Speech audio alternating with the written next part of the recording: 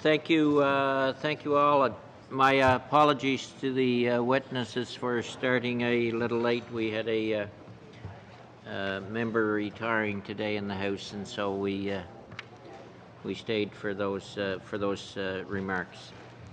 So this hearing is held pursuant to Standing Order 83-1, pre-budget consultations in advance of the 2018 budget. We held hearings this morning on the tax measures, so we had to keep track of what we're holding hearings on. In any event, I want to thank each and everyone for coming, and those that were able to submit submissions prior to the mid-August deadline on the topics and the questions we'd outlined. We thank you for that as well. That information, for your information, is on members' iPads, so you may see them looking at their iPads from time to time to look at the briefs and see what was said there. With that, welcome again. We'll start with the Agriculture Institute of Canada. Mr. Bai, Chief Executive Officer. Thank you very much, Mr. Chair. I'll start my remarks by talking about drone-monitored crops, solar-powered irrigation systems, wireless sensors to collect data. Those are all innovations that producers in Canada are using to bring food to our tables. Canadian researchers are world leaders in areas such as bovine research, plant genomics, and many more items. The agri-food sector was specifically identified by the federal government's Advisory Council on Economic Growth, led by Dominic Barton, as one of the most promising in terms of economic development, employment, and innovation capacity. Perhaps the best example of Canadian agricultural innovation is canola. Developed by agricultural scientists in the 1970s, canola has grown to be one of the world's most important oilseed crop and the most profitable commodity for Canadian farmers. According to Agriculture and Agri-Food Canada, about half of Canadian farms adopted at least one type of innovation that has significantly improved product, process, or practice between 2011 and 2013. Our agricultural innovation sector has the potential to be a key engine of economic growth and productivity. Since 1920, the Agricultural Institute of Canada has been the voice of Canada's agricultural research and innovation sector. Our members are the innovation takers of the agricultural sector. Whether it's precision agriculture that allows farmers to produce more food at a fraction of the cost, or using plant genomics to develop climate change resistant crops, agricultural research is at the forefront. In tandem with other initiatives, the creation of a national innovation strategy with special attention paid to strategic context and sector-specific initiative would help to ensure that Canadian innovative breakthroughs are appreciated across sector lines by both pure and applied researchers. Some of the key measures we recommended deals with retraining. One of the major obstacles Canada's agricultural sector has always had to work to overcome is labor shortages. The advent of new technology and innovation brings a new level to this existing problem. As new technology is being utilized by producers, for example, using unmanned aerial systems and remotely sensed images to monitor crops, new problems and opportunities are created. While jobs may be lost to technological advancements, an opportunity to retrain those individuals and transition them to have other roles related to the new technology. For example, can we offer retraining to some farmhands or other workers in order to transition them to be able to operate the drones and then collect and analyze the data. By offering retraining and transition assistance, the government can help encourage farmers to utilize new technologies and ensure that qualified individuals are on hand to operate them. This helps Canada be more productive in the short and long terms. We've also made recommendations related to Canadian-made technology. Canada's agricultural sector provides 1 in 8 jobs in Canada and employs over 2.3 million people.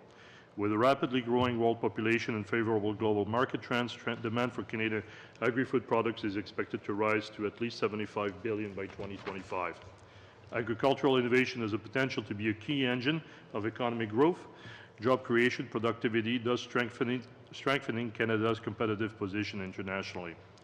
Unless we capitalize on this strong innovation potential, Canada's agricultural production will be unable to meet the world's market demand. An easy way to do this would be to help bridge the gap between academic research and its application.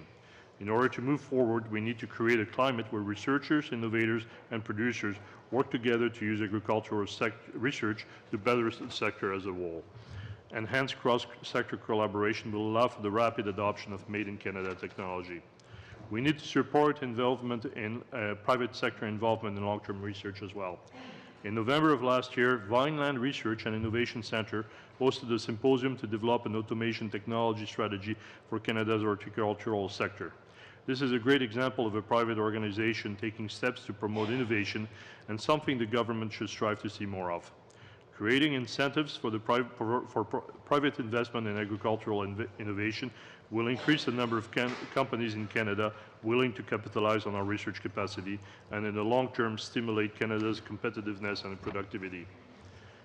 In the spring of this year, AIC brought together government officials, industry representatives, and other agricultural research stakeholders to discuss agricultural innovation in a changing environment. What we heard from those groups was that strong targeted incentives and lower investment risks for innovative producers and agribusinesses are needed to support the development and usage of green technology. The government's recent supercluster initiatives are a good first step.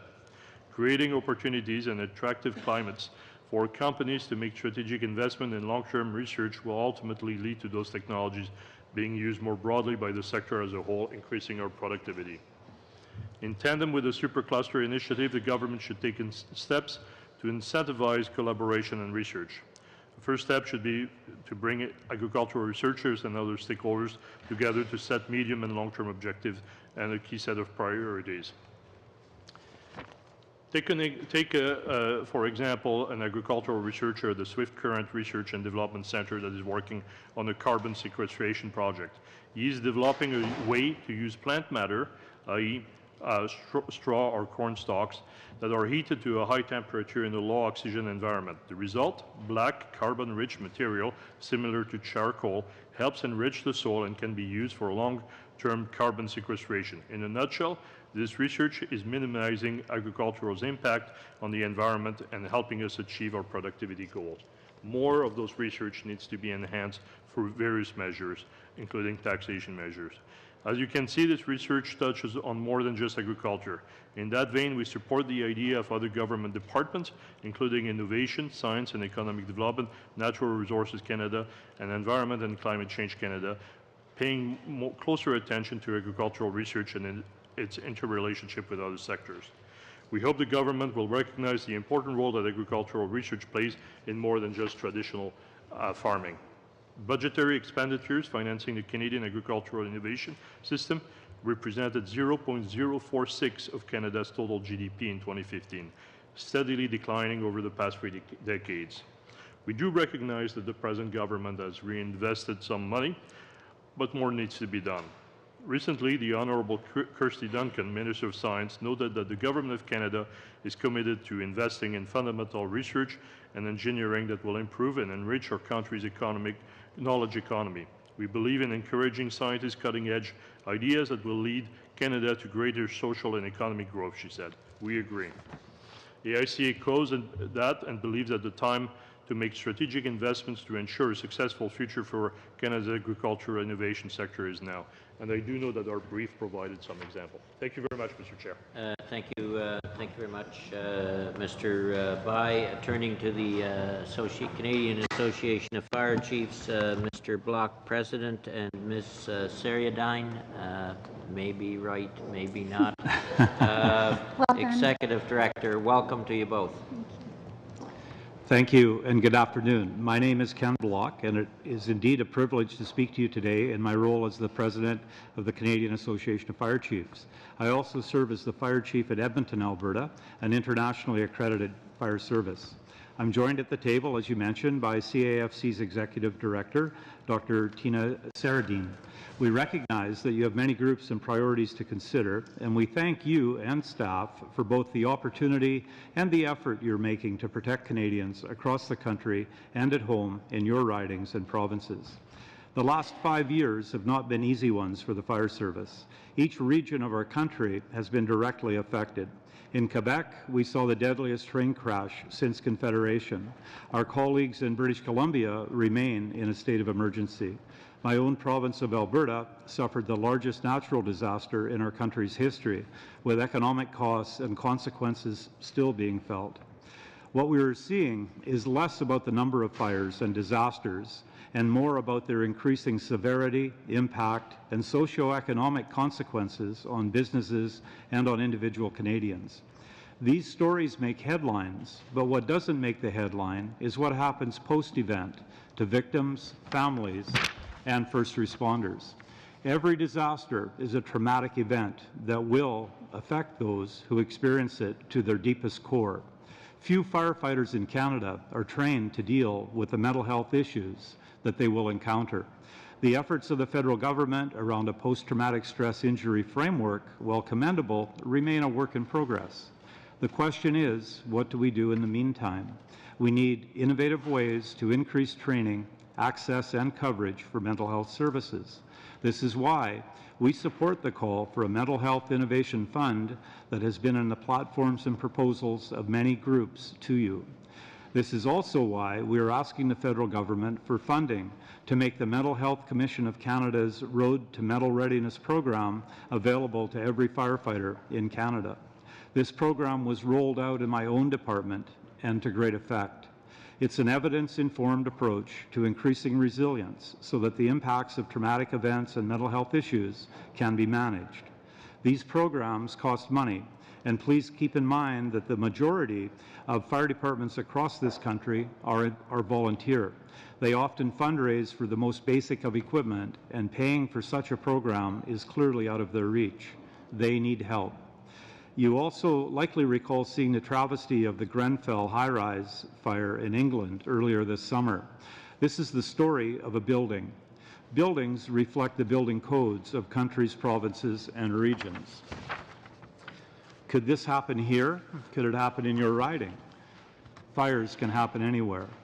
Canada's building code system is an extraordinary evidence-informed process. It involves stating the issue and showing the evidence for the issue and solution.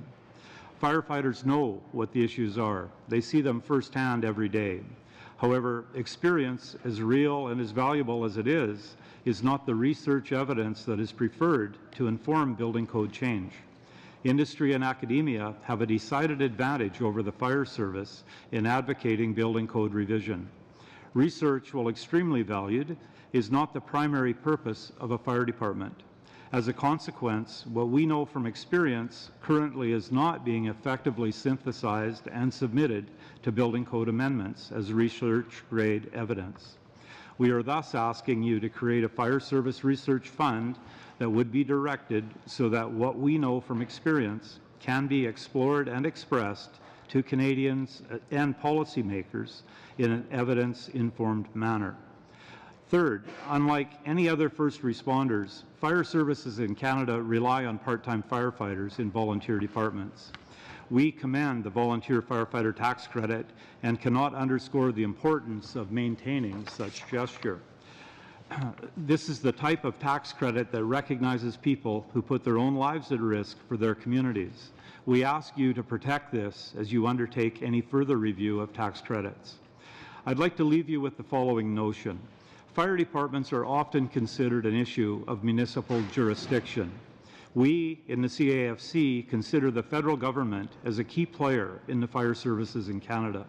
While we have spoken today to 3 budget measures, there are actually over 16 national and federal policy issues spanning multiple federal departments, from transport to public safety, science to health, innovation to national defense and foreign affairs, as well as others. As an association, we recommend to you that it is time for the creation of a National Fire Advisor Secretariat in Canada, one that can provide data-informed, evidence-based, holistic, and integrated perspective. Other G7 countries have invested in this to great effect. In November, my colleagues and I will be back in Ottawa to continue this conversation with all MPs about the future of the fire service in Canada. We thank you for our time and commend you for your ongoing work. Thank you very much. Mr. Dennis, with the Canadian Association of Optometrists, Mr. Dennis, President, and Ms. Clement, Chief Executive Officer. Welcome. Thank you, Mr. Chair. Good afternoon. Thank you for inviting us to appear here before you today. My name is Dr. Michael A. Dennis, and I am a president of the Canadian Association of Optometrists, and I practice in Prince George, British Columbia. I'm joined today by Laura Clement, our Chief Executive Officer. Voix nationale de l'optométrie. As the national voice for optometry in Canada, the association represents over 5,000 optometrists and 400 students, and its mandate is to promote the highest standard in primary eye health and vision care through promotional efforts for optimal vision and eye health. Optometrists are independent primary healthcare specialists who take care of close to 90% of eye health care and vision care in Canada at the primary level. They specialize in diagnosing, treating, monitoring, and preventing diseases and eye conditions. All business owners, optometrists have much to contribute to build. I also know that realities of vision loss on productivity in Canada have a profound effect on the economy. For example, only 1/3 of working-age adults with vision loss are employed. According to the most recent Statistics Canada data, people living with vision impairment and loss had an unemployment rate of 13%. They also are at greater risk of social isolation and reduced community participation. An estimated 5.5 million Canadians have vision-threatening eye conditions. The number of Canadian adults with one of the leading ocular diseases will double in the next 20 years. Eye-related eye disease is skyrocketing. Data from the Public Health Agency of Canada shows that vision loss accounts for approximately 8% of the economic burden of illness in Canada. Vision loss has the highest direct health care costs of any disease category in Canada, more than diabetes, cancer, mental disorders, respiratory disease, arthritis, or cardiovascular disease. The total cost of vision loss is expected to cost Canadians more than $30 billion annually by 2032. However, the good news is that 75% of vision loss is preventable or treatable. Preventative primary care can make a difference. Alors que de nombreux While many Canadians have access to eye and vision care, it is not the case for everyone. The main factors that influence timely access include public awareness, the availability and regularity of services, especially in rural, remote, and Indigenous regions, technology, affordability, and physical accessibility.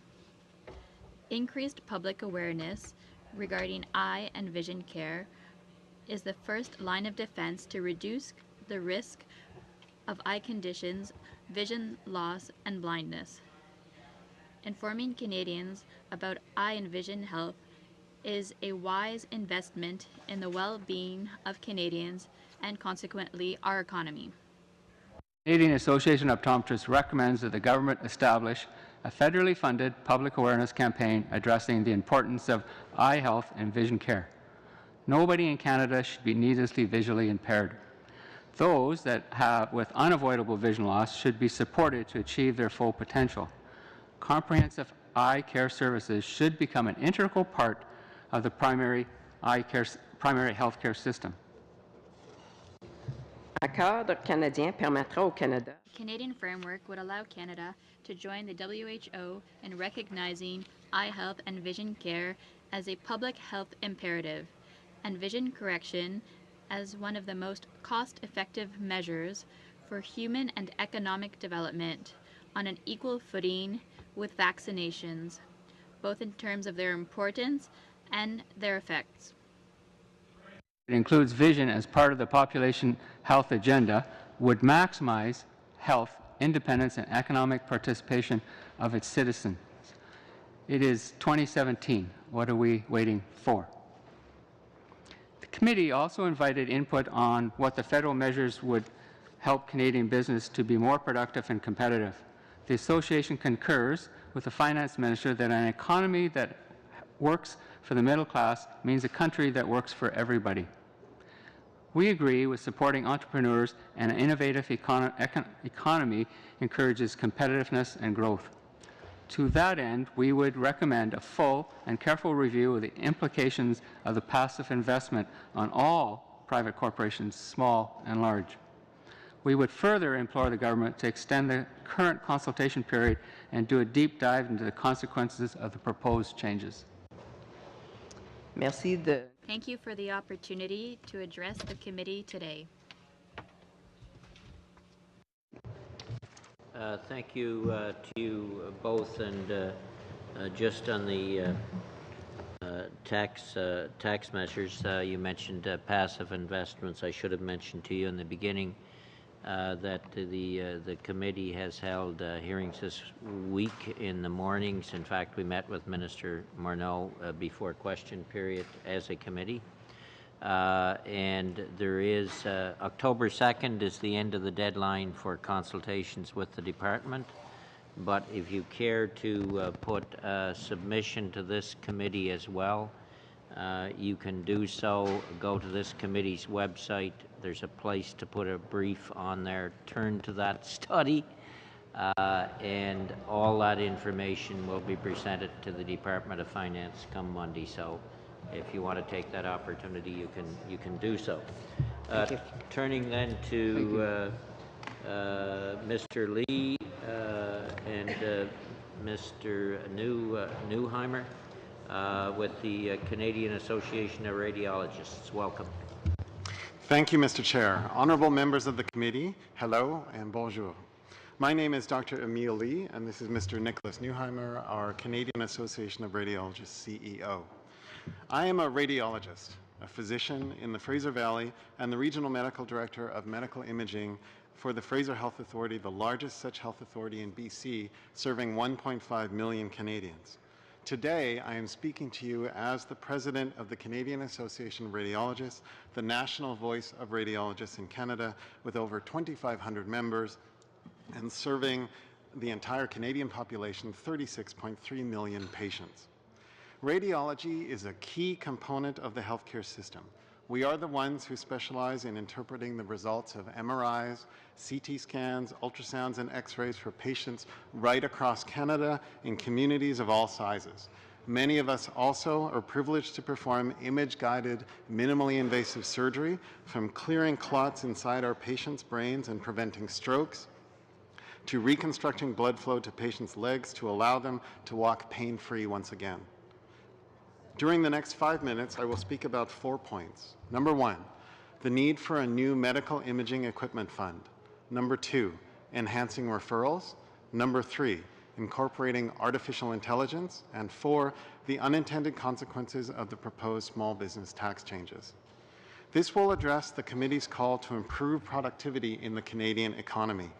The Conference Board of Canada reported that diagnostic imaging adds significant value to the healthcare system by reducing treatment costs down the road. But there is a lot of room for improvement. This year, the Commonwealth Fund ranked Canada 9th out of 11 OECD nations studied. Which brings me to our first recommendation. Invest $612 million to ensure that medical imaging equipment in Canada meets the standards that our patients deserve. Canadian family practitioners reported that 40% of their patients have experienced difficulty accessing timely specialized diagnostic imaging tests. That is double the current international average. While these patients wait, they are not productive. In 2004, a previous federal government invested $2.5 billion to support the purchase of equipment. Today, many of our machines we have are outdated. New equipment emits less radiation and provides better, higher resolution images. Our second recommendation asks for $9 million over 3 years to fund projects to enhance and integrate electronic referrals. This investment in clinical decision support systems would help family practitioners and other referring physicians to request the most appropriate test for every patient to reduce waste and ensure quality care. There are projects that are underway at St. Michael's Hospital in Toronto, in Saskatoon, and on Vancouver Island, which we believe will show the value and effectiveness of e-referrals. Third, we are seeking an investment of $10.5 million over 3 years to implement the use of artificial intelligence in imaging. In the 2017 federal budget, the government committed funds for the Pan-Canadian Artificial Intelligence Strategy. This is a great first step. We are recommending the development of a Pan-Canadian AI research network in imaging. This type of innovative investment would have a great impact on Canadian patients and their productivity in the years to come. Lastly, the tax issue. The government's proposed changes to the small business tax structure would have a significant negative impact on radiology and medicine. We have heard from and met with many people, patients, members, and members of Parliament who have voiced their concerns, especially the chair. Thank you. Here are the facts. The majority of physicians, 66% or 54,000, own and operate a small business corporation. In 2016, physician offices paid $6.2 billion in wages and salaries, employed 137,000 people, and contributed $643 million in tax revenues to governments. Unlike salaried employees, physicians pay for their own medical coverage, maternity leave, extended health benefits, and must entirely fund their own pensions. In a recent survey of New Brunswick physicians, 82% said they would consider scaling back their practice or reducing hours if these proposals go forward. I am worried. We are small business owners. These changes could negatively impact health services across Canada, particularly in rural and remote regions. We are asking that the government reconsider the proposals or at the very least extend the time frame for comment and consultation on these proposals. In conclusion, we are asking for, number one, a new medical imaging equipment fund. Number two, investment and leadership to enhance e-referrals. Number three, the thoughtful deployment and integration of artificial intelligence in healthcare. And number four, reconsideration of the proposed small business tax changes. Je vous remercie de votre temps et également de nous avoir. Thank you for your time and also for having invited us here. Thank you very much, Mr. Lee, and same point, especially in your last 2 pages, go to the tax planning using private corporations and submit your thoughts. We will. Thank you for that. Canadian Association for Graduate Studies, Ms. Brower and Ms. Rutherford. Thank you. Good afternoon, Mr. Chair and members of the committee. Thank you for the opportunity to address you today. My name is Brenda Brower. I'm Vice Provost and Dean of the School of Graduate Studies at Queen's University and also President of the Canadian Association for Graduate Studies. And it's in this latter capacity that I'm here this afternoon along with our Executive Director, Sally Rutherford.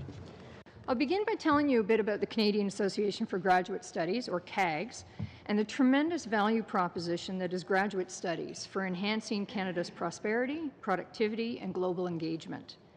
CAGS consists of nearly 60 post-secondary member institutions from across the country, dedicated to advancing excellence in graduate education, research, and scholarship to support the formation of highly trained and skilled individuals who contribute to the health, wellness, advancement of societies in Canada and globally. We work in partnership with regional, provincial, and federal agencies, including the Tri-Council granting agencies, to support graduate education as an essential resource underpinning Canada's capacity to become a more economically and socially robust country. The value of a graduate education extends far beyond increased earning power of graduates and thus higher taxable income.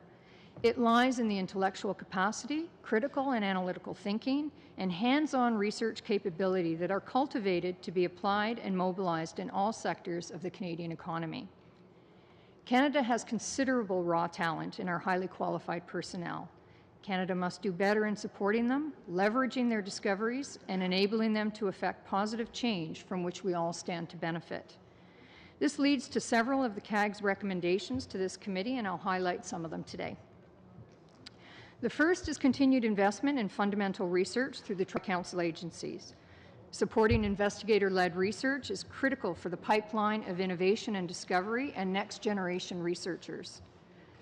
Such research creates opportunities for graduate students to conduct impactful, high-yield research with future commercial value, societal value, and global reach.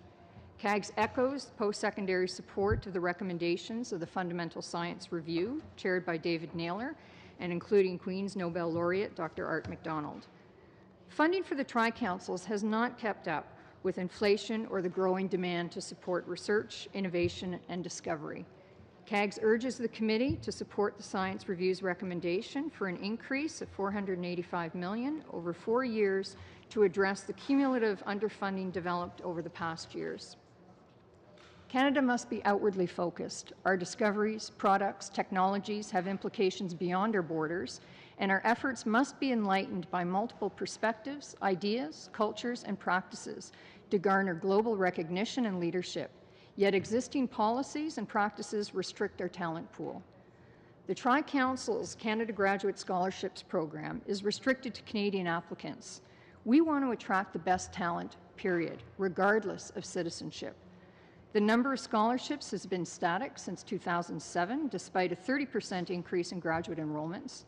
Their value remains unchanged since 2003. We need to be competitive to attract the best and make graduate study accessible, and we must cast a wide net to ensure that diversity and inclusivity of thought, culture, and experience enriches the graduate experience, promoting ideation, innovation, and inspiration that can be transformative.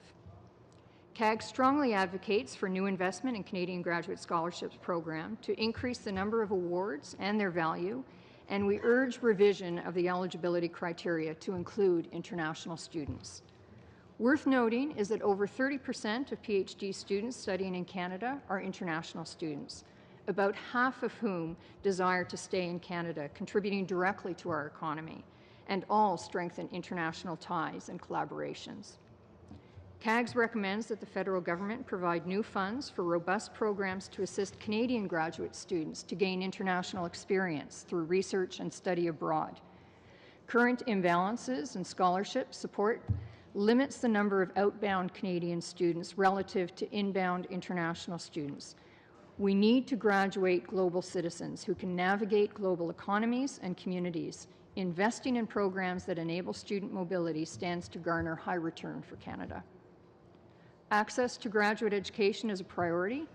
CAGS believes that pathways and resources must be in place to enable disadvantaged and underrepresented groups access to university and graduate studies. We support the Naylor Report recommendation that the Tri-Councils collaborate on a comprehensive plan to promote and provide support for Indigenous research, with the goal of enhancing research and training by and with Indigenous researchers and communities.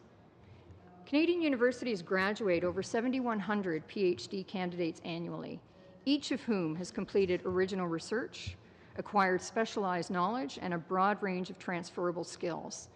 Enabling graduate students to incorporate experiential learning into their programs catalyzes collaborations and partnerships, stimulates job creation, product development, and social innovations that benefit companies, organizations, and communities. The expansion and added investment into the MyTax Accelerate program beyond STEM, bringing in non-for-profit and the federal government, has been very welcome. The uptake beyond STEM, however, is limited due to the investment requirement from the partner. CAGS encourages the government to address the barriers to non-STEM partner receptivity in order to fully mobilize graduate student capacity and knowledge to all sectors and incorporate research and development into the labour market broadly to maximize opportunity and return.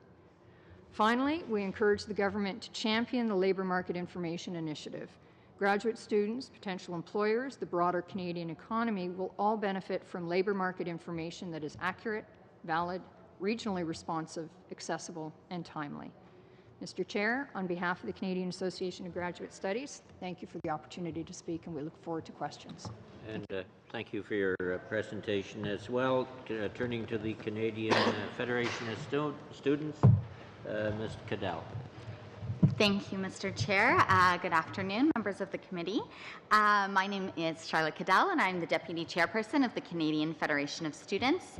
The Federation is Canada's largest and oldest national student organization, representing over 650,000 post-secondary students from coast to coast.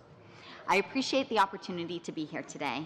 You've asked the Federation to comment on federal budget measures to help Canadians and the Canadian economy. To us, the evidence is clear. Major investments in post-secondary education are needed for both. Decades of austerity budgeting and piecemeal reforms in post-secondary education have hurt students, their families, businesses, the economy, and our society as a whole. It's time to think big. Of course, there is some good news. Canada has amongst the highest rates of post-secondary participation in the world, and that's welcome given that 70% of new jobs in the Canadian economy require some form of post-secondary training, as well as we just heard from the Canadian Association of Graduate Students on the social benefits of higher education. The problem is who is currently accessing post-secondary education. The steep costs associated with post-secondary training and the impact of decades of federal funding cuts means that post-secondary education is increasingly inaccessible to low and middle income earners and their families.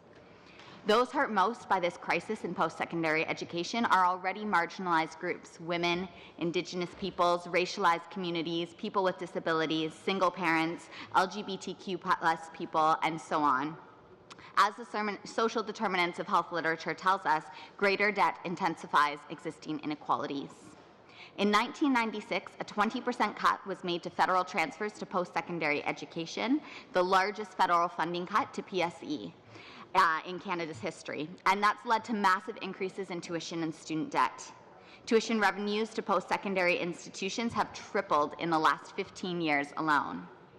Today, 3 semesters of studying aircraft maintenance at Seneca College, for example, costs $18,000 for domestic students and $71,000 for international students.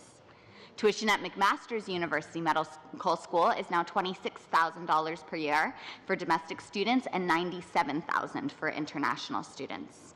These are local examples that have fueled historic levels of student debt, measured at $28 billion in 2012 and increasing by $1 million every day. And this isn't only hurting individual students and their families. High student debt also hurts our society as a whole, which now suffers from a serious household debt crisis. On average, a Canadian holds a debt level that equals 171% of their annual income. The federal government says they've taken steps to address this problem. Canada's student grants have been increased by 50% in 2016, and a $90 million investment was made to the post-secondary student support program for Indigenous learners last year. Both investments students had called for and welcomed. But these measures won't address the gaping hole cut from the system 2 decades ago. They won't stop rising tuition and student debt. It won't meaningfully increase access to post-secondary education. In fact, after the federal government cancelled education tax credits and increased Canada's student grants in 2016, it will spend $3 billion less on post-secondary education over the next 5 years, while student debt continues to rise. We say enough is enough. It's time for renewal in post-secondary education. And this is why, in our pre-budget submission, we support restoring core funding for institutions and eliminating tuition fees for all students studying in Canada in all programs. An ongoing investment of $9.1 billion will make this happen. That's why we support dedicating $10 million from the Aboriginal Languages Initiative to ensure the instruction of Indigenous languages on campus. That's why we support the findings of the Naylor report and its call to invest $1.3 billion in basic investigator-led research by 2022. And it's why we're calling for a $300 million investment over 2 years dedicated to improving on-campus mental health services. Members of the committee, thank you again for having me here today, and I look forward to your questions. Thank you very much, Charlotte. With the Northern Air Transport Association, Mr. Priestley, Executive Director, welcome. Thank you, Mr. Chair. Thank you to the committee and to the staff, and as well as my colleagues here today. It was most interesting listening to the passion of everybody. NATA represents Northern Remote Operations across Canada on these important pre-budget discussions. We previously submitted a briefing note to the committee with NATA's 2017 resolutions identifying infrastructure issues, funding issues, as well as funding solutions. We have also identified regulatory issues that would increase the cost of federally funded programs such as health programs and sovereignty support flights. The Northern Air Transport Association was formed just over 40 years ago with a mandate to help in the economic development of Northern Canada by providing safe, reliable, and sustainable air transport support. NATA membership is representative of all aspects of northern remote air operations, including scheduled passenger and cargo service, air taxi operations, helicopters, and specialized operations, including internationally renowned medevac capabilities. For today, Mr. Chair, NATA was asked to provide input on 2 specific questions, and we welcome this opportunity. In regards to what federal measures would help Canadians be more productive, I polled my directors overnight and received several responses that focused on the need for a well-trained workforce and indeed a strategy to attract a replacement workforce. NATA's chair of its Skill Development Committee offered the following, quote, "The most critical thing is training. I believe that training for the commercial license and above, multi-engine rating and instrument flying rating, have tax rebates for the students. Maybe it's time to bring back the incentive on top of the rebate as there was back in the 50s and 60s, whereby students who completed their training also received a bonus from the government. In the day, it was to have a base of pilots ready to join the RCAF if necessary, but I think it could also be an idea to help defray the costs of, to the candidate. In 1970, when I attained my private license, I got $100 back from the federal government, which I used towards the night rating. My private license cost me $990, and up until 1990, private pilot training was tax exempt through the Private Tuition Act. But this exemption was removed because it was considered a recreational activity. By the way, the PPL private pilot license today costs about $9,000, and there are no enrollment or graduation benefits. This has resulted in a reduction of student starts, which also means fewer pilots progressing to commercial pilot training. This has led to a skilled labor shortage in Canada that extends to flight crew as well as maintainers. There is a simple solution to this problem by reinstating tuition tax exemption and a graduation rebate upon completion of commercial pilot training. There needs to be a better program that provides employers with incentives to hire graduates and provide a comprehensive training program. For instance, in 1982, back when I had hair and I was a lot taller, there was a pilot shortage back then. Canada Manpower at the time provided funding to upgrade my flight crews with multi-engine and instrument flying training. The industry has developed some very innovative programs, such as the Air Inuit Sparrow program to attract northern youth, which has resulted in the successful development of over a dozen Inuit flight crew. There needs to be more skill development funding opportunities that are aviation-focused with Aboriginal and northern outreach for future workforce. In closing off on question number 1, I think the following contents for one of my other board members is important. I think it's important that the federal government understand the critical nature of the pending pilot shortage. We are now parking airplanes in Canada. This shortage will impact all Canadians as air transport has become a critical aspect, a norm to life for all Canadians. The federal job grant is capped at $10,000. We think there's a good opportunity to increase that to help employers get the biomass of the workforce back.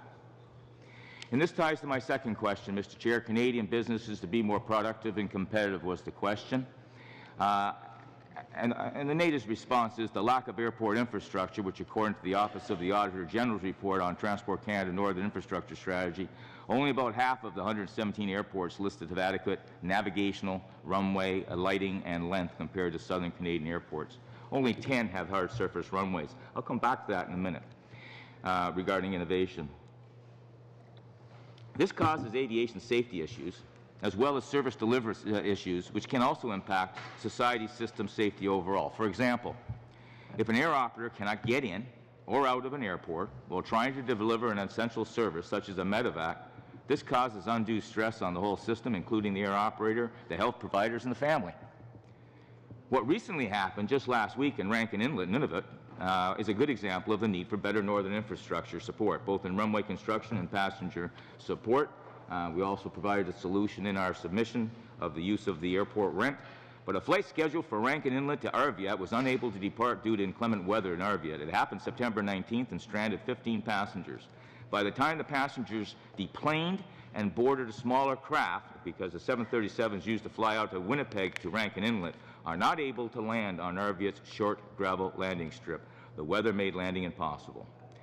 The operator started to make phone calls and realized the hotels, all three of them, were booked up, adding the airline would have to be paid, would have paid for the hotel rooms had there been available.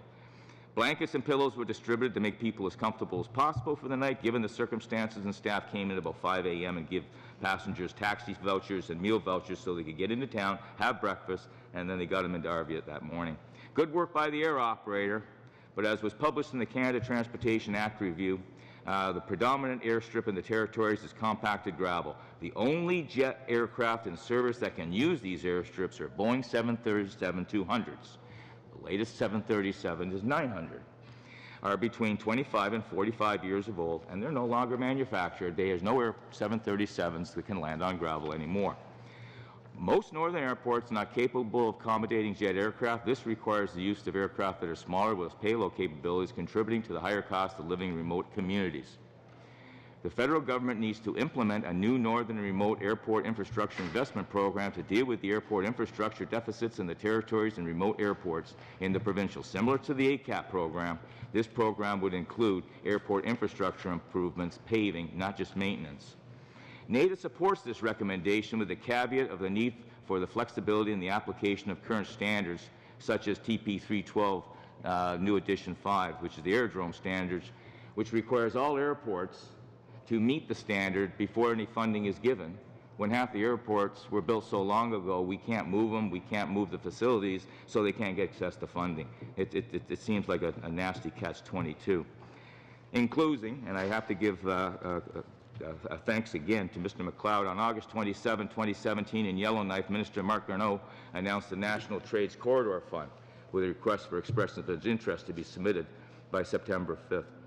NADA provided an expression of interest to this fund, and that we hope will provide support for a test project of runway surfaces that can provide an equivalent performance rating comparative to asphalt, with less of the operational negative aspects associated with building paved runways in northern and remote locations. These negative aspects, such as locating the paving equipment on site and the ongoing maintenance, not least now include the real climatic changes that are impacting the permafrost, which isn't helped because runways are black, which attracts more sunlight. It's an ongoing problem. In closing, NADA encourages the Finance Committee to meet with northern stakeholders with a more formal regular forum to address the aviation transportation needs of the northern remote communities. We would be prepared to provide a comprehensive brief to the committee if it is helpful on recognizing the northern operational realities and funding priorities. Thank you very much. Thank you very much, Glenn. And as you said, it is interesting listening to the other panels, and that's what a lot of panelists tell us when we go across the country. If there's a mixture, it's interesting to see what others have to say, but I think you can also see the complexity of the difficulty the Minister of Finance has coming to decisions. Anyway, thank you for all the presentations. We'll start 5-minute rounds. We'll start with Mr. MacLeod. Thank you, Mr. Chair, and thank you to all the presenters here today. Very interesting presentations. Of course, I'm very interested in NADA's presentation. I want to tell you a little story about when I was traveling and riding. I went to a small isolated community, Delaney, and as we went into the community, there was the plane was 18 seats, I think. There was only half full, and then we landed. I had my meetings in the community the next day. I was scheduled to leave. The airport was full. The plane landed, and people before the plane landed, people were saying, "You want to give up your seat? I need to get out. I need to travel." But when we got on the plane, there was only 9 of us that could get on the plane because the weight restrictions and airport length required us to only fly half a load. So the cost of the plane didn't change. We just had to pay a little more. And that's the same with the freight.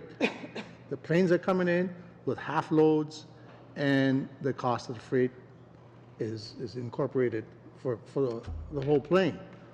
So that really adds to the cost of living in the communities. You know, as we move forward trying to improve the Nutrition North program, one of the biggest factors that we should look at is changing the runway lengths. No, we're not going to be able to do that through the territorial government's funding because they have already said they're tapped out. But You talked about an airport capital assistance program. The Emerson report has recommended that also. Could you maybe explain to the committee how the creation of a Northern Airport Capital Assistance Program could improve the productivity and the quality of life in the North, and more specifically in the Northwest Territories? I can. Thank you very much for that. We mentioned the number of airports that have lighting issues. We have airports in the north that do not have, it's very dark. There's a lot of places that are very dark, and as an old pilot, I can tell you, there's nothing like seeing those two lines of lights, and when you only got one and half of them are out, and the ACAP funding is now 10 years, they've been waiting for funding, there's got to be a better way, is an example. And another example is, I'm sorry, but this is Dawson. Has been waiting for a long time to get paved. That company that flies in there, very lucrative, it flies a lot of people. Because Dawson's been grandfathered to an old standard, it's allowed to operate. Because the terminal building in many of the airports is too close. We need to have flexibility in the standard because you can't pave Dawson until what's called the transitional slope is separated. All right?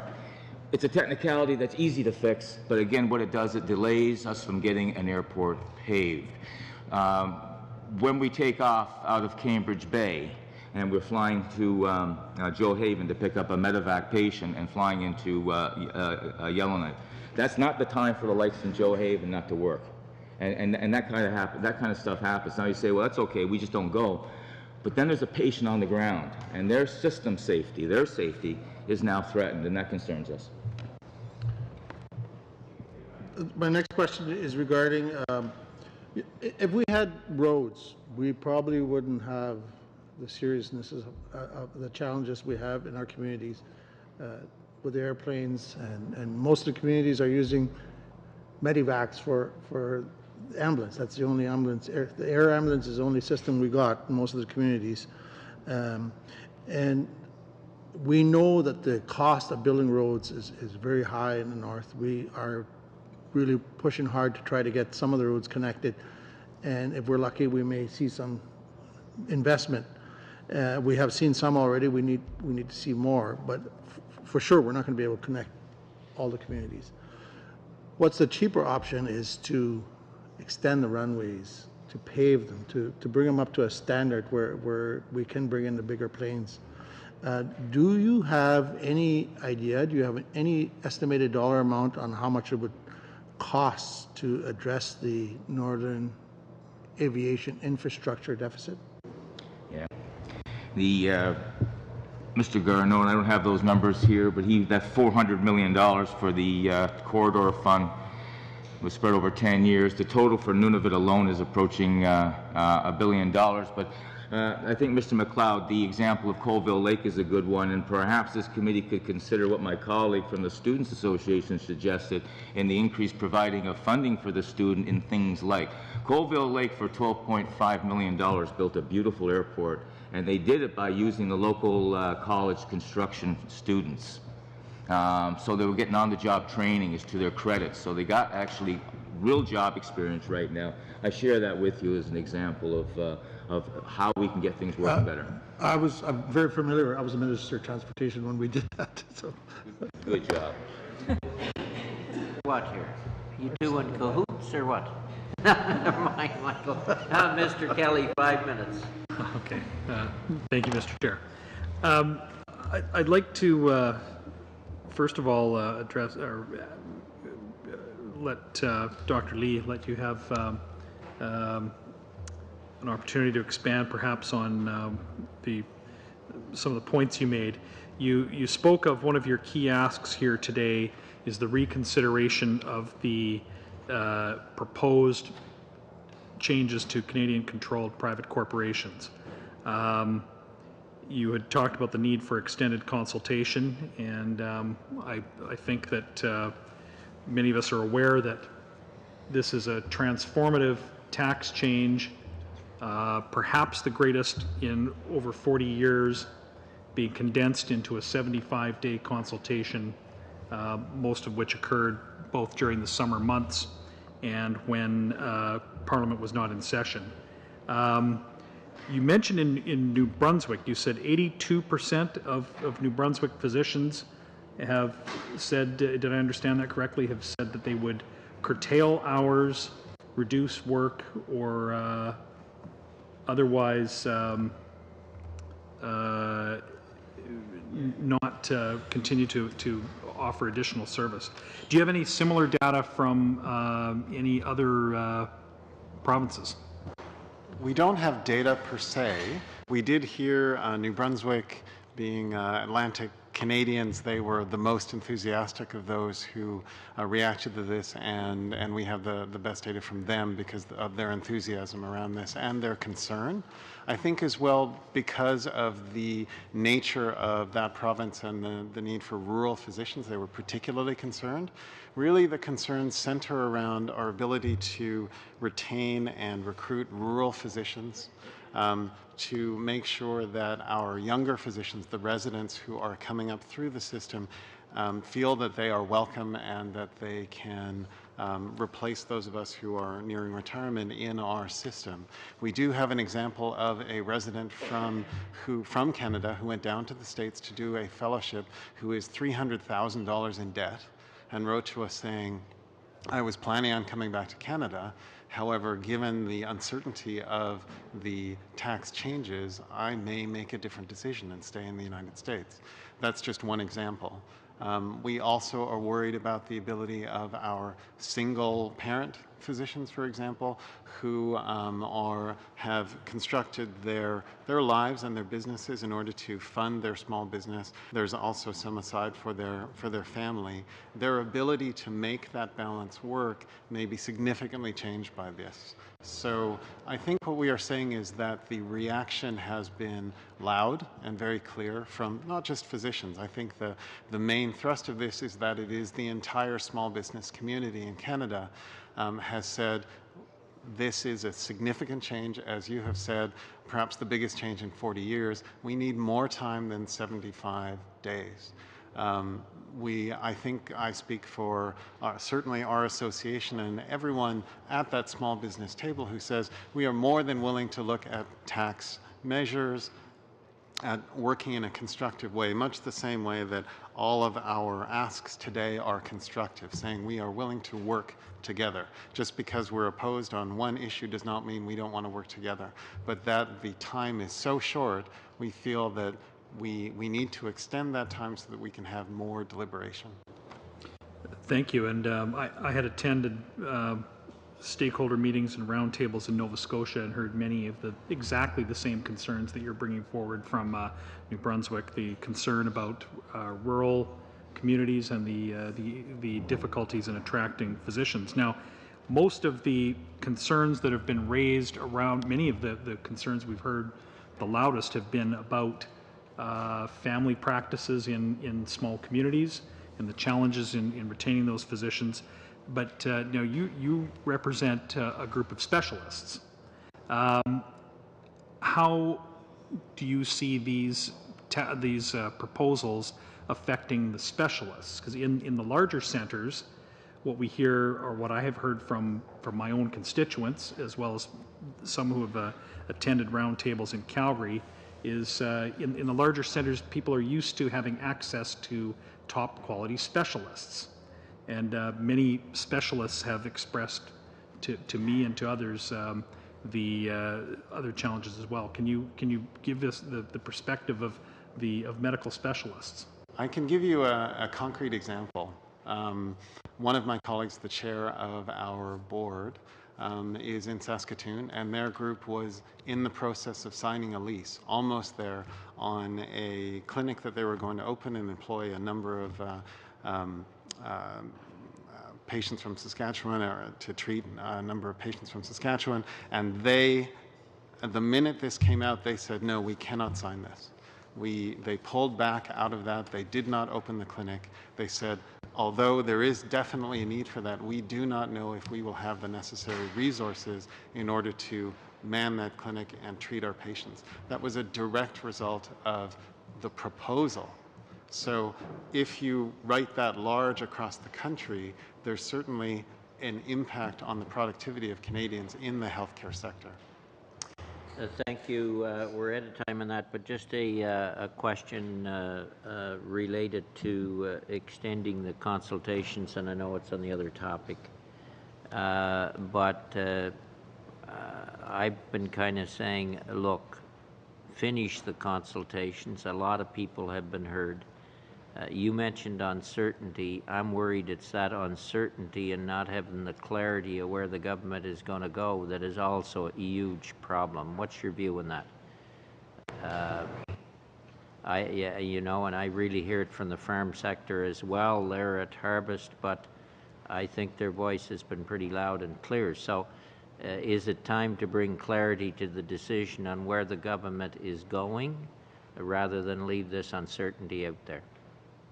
I think that if the government were to listen to the small business sector and say, yes, we will engage, we recognize that there are potential unforeseen circumstances, there are unintended consequences to this policy, we will not impose something that could have those consequences right now, we will enter into a consultation period. I think that would bring a great deal of more certainty. Although we don't know exactly where those changes would be, I think the small business community would feel that the government is listening, they hear our concerns, we're more than willing to participate and help. Thank you for that. Mr. Weir, 5 minutes. Thanks very much. I'll continue with Dr. Lee, and I'm wondering if you could tell us what's the average income of a radiologist in Canada? It varies from circumstance to circumstance, and we don't have statistics per se on what the income of a radiologist is. But what I can say is that depending on your jurisdiction, the nature of your work, it will vary. What tends to happen is that radiologists will operate in groups, and so what we do is, because each of us has particular subspecialty expertise, mine is in interventional radiology, which is why I ended up talking about that, we spread out so that because of the nature of billing, sometimes that varies, so we try and even those out. Sure. So I guess my question would be, do you think that an incorporated radiologist making $250,000 per year deserves to pay less tax than an unincorporated radiologist earning the same income? I think that the nature of the question begs, we need to actually extend that out from the perspective of what are the individual circumstances of each of those radiologists in their situation. It may be that the incorporated radiologist has taken on more risk, for example. They have taken out leases, mortgaged their house, mortgaged their resources in order to buy clinics and buy more equipment, whereas the other one has not. Is it possible for a radiologist who doesn't have a clinic but works out of a hospital to incorporate their practice? That's a very good question. I believe that in certain circumstances, and it depends on which province you're in, that is possible, but I am not a tax accountant nor a lawyer, so I would not pretend to have a definitive answer on that. Okay, because I mean, it does seem to me that if you had two people doing essentially the same work and earning the same income, you'd expect them to pay the same amount of tax, whether or not they're incorporated. Does that sound reasonable?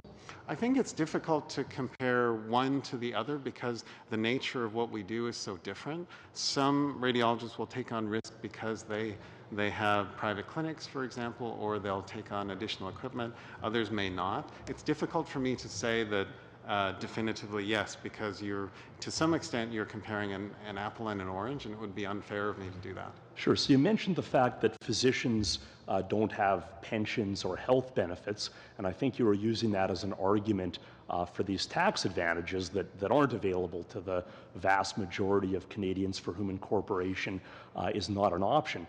Might a better solution be to pay physicians a salary that includes pensions and health benefits? I think that it would be beyond my pay grade to suggest that I have the solution to the nature of physician pay. But I think what I can say is that as a physician and as a small business owner, that we as a community would be more than willing to interact with the government to talk about all of the different options on the table rather than just the few that we have in front of us. say, Aaron, as well, it'd be great if we could get back to the pre-budget aspect of this hearing. We've heard a lot on the tax measures, but the floor is yours. Yeah, no, I mean, I'm asking questions about, you know, the testimony that I heard and the responses to questions from a previous MP. I do realize, though, that time is of the essence, and I'm wondering if you could give me a bit of an update on where the clock sits. You're okay for another 2 minutes because I took 30 seconds from you. Oh, okay. Well, thanks so much. I really appreciate that. I mean, of course, the history of Medicare in Canada is that the original vision was for physicians to be paid a salary, which would include pensions and other benefits like other public employees. It was the Canadian Medical Association that fought tooth and nail against that and in favor of fee-for-service compensation. I mean, do you see that as the best model, or do you actually think that it would be better if physicians had pensions and health benefits? I think that the overall circumstance of healthcare in Canada is complex, and so it would be not appropriate for me to say yes or no to that question, because I'm certainly not an expert in that nature of health policy. But what I can say is that I think that given the totality of what we're dealing with, this would certainly be something that might enter into further discussions. But obviously that would involve the federal government, the provinces, physicians. Certainly I think that what we're talking about here is saying this one particular tax policy is something that we have major concerns about. This isn't necessarily something that you would make a vast, humongous change to the rest of healthcare. Again, we're talking about unforeseen circumstances, possible unforeseen deleterious effects on the healthcare system from a massive policy change. And I certainly would not feel comfortable saying, yes, let's go there. I can't do that. Okay. Now, in your testimony, you suggested more government funding to help purchase diagnostic equipment, which strikes me as a very reasonable request. Certainly, we want the best possible equipment for Canadian healthcare. But it seems that a large part of your justification for physicians incorporating is that they need to buy this equipment themselves. So I'm just wondering how you reconcile those 2 points. So, from the perspective of when we talk about the equipment purchases, the vast majority of clinics that radiologists own outside of a hospital system are X-ray and ultrasound machines. And certainly that is part of the process that they need to do. That's part of the incorporation process to do that. What we're actually talking about mainly is CT and MRI machines, the vast majority of which are in the public system. Certainly in my province, the vast majority of CTs are in public institutions. And we are specifically, in fact, a patient is specifically prohibited from having a private CT for a medically indicated service. Mr. Grewal. Thank you to the witnesses for testifying. Mr. Lee, you belong on this side of the table. You're very good at not answering the question directly, but Mr. Weir gave it a pretty good shot. This morning, the CMA said that the average 66% of their members were incorporated, and the average revenue of each incorporation was $396,000. Does your association not collect how much an average radiologist makes?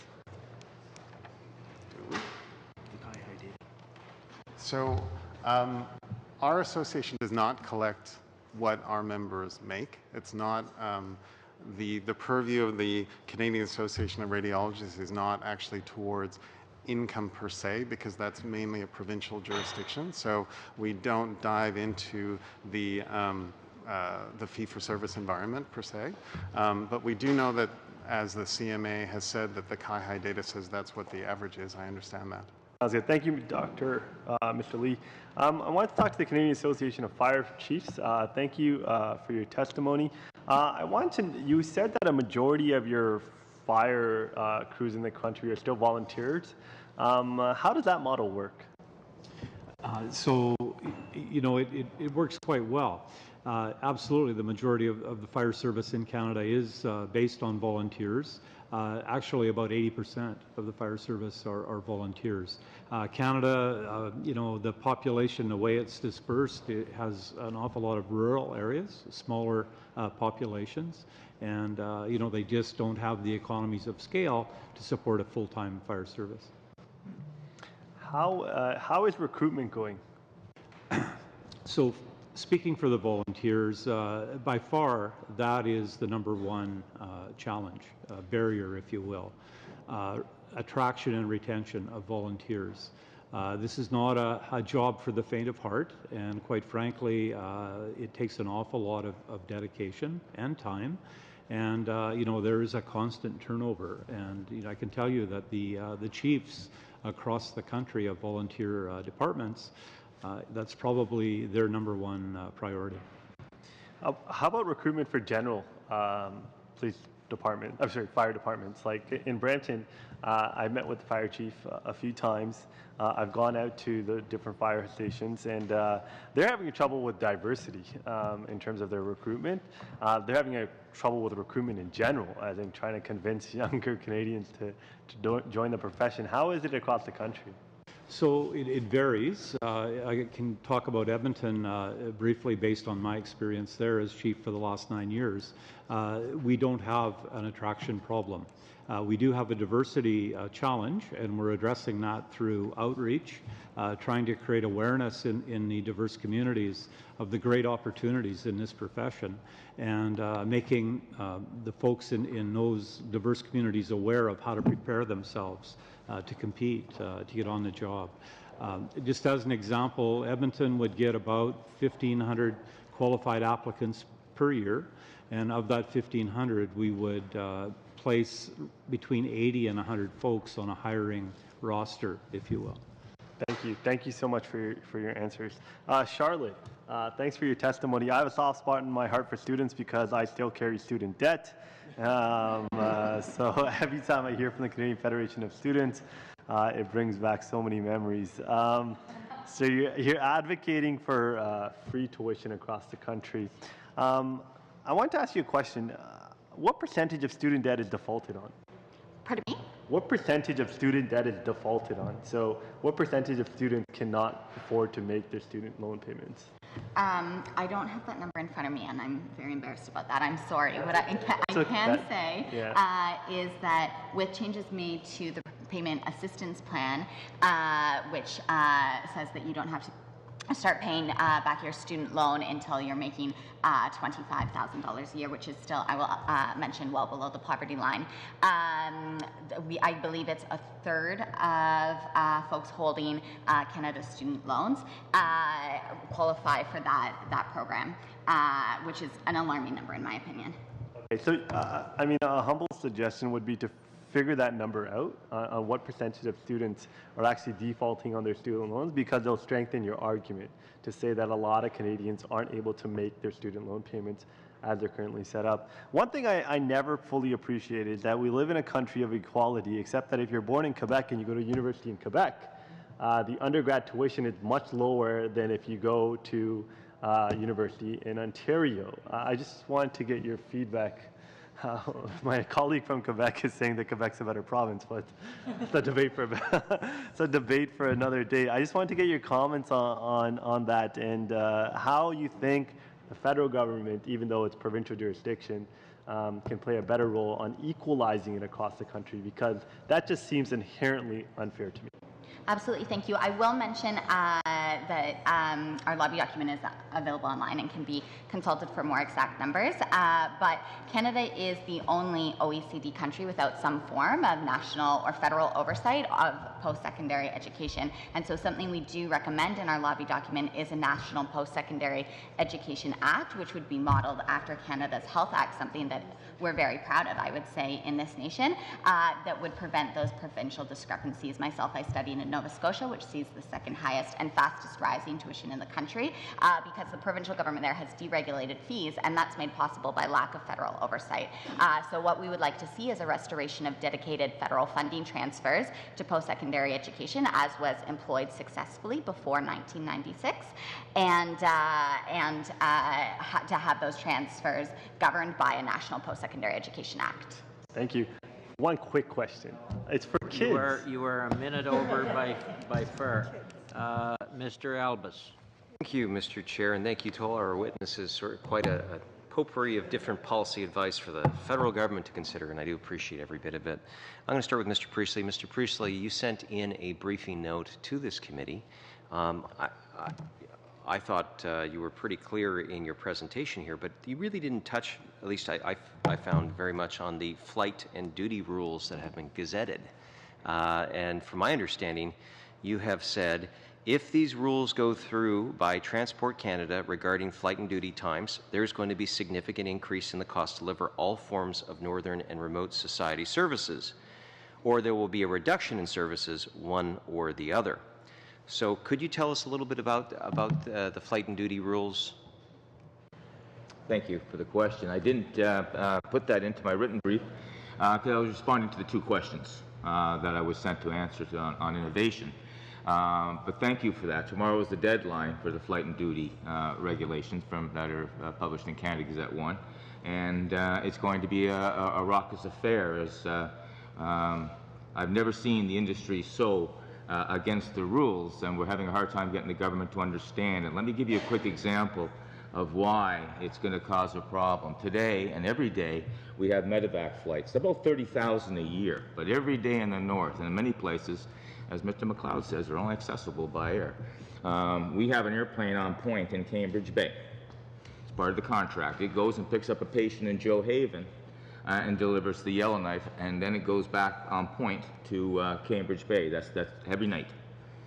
Under the new rules, that airplane the crew will be stranded in Yellowknife. They will not be able to complete that last leg. That's an example of how the flight and duty time is going to really hurt the north.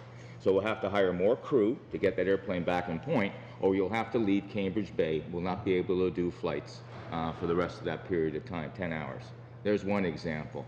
Every year, we have to bring fuel in by barge, and then from barge, Twin Otters land and move it. And these are 10 to 20-minute shuttles. Under the new, and we will do that. We'll fly about 10 to 12 hours a day, and we'll do about 18 missions back and forth, 8 sorties. Under the new rules, what we used to do in a day will take 3 days. All right, that's going to increase the cost of exploration. So there's the medevac and the exploratory world for examples for you. So it also has you quoted as saying that you believe these rules are absurd. Is that true? I didn't say absurd, but they are unrealistic. I did that CBC interview. They are unrealistic. For instance, the rules, as an old regulator, Transport Canada inspector, if you have a rule, you have to have a way in which to enforce it. Transport Canada, for whatever reason, are putting in things in the rules. For instance, a pilot will get 15 minutes for a lunch break every 6 hours. How can you enforce that? And that's why we're talking about the majority of rules are going to make it really tough. There's been no discussion with the North on the good stuff that we do, and that's a disappointment. I share that with you, and that's where the costs are going up.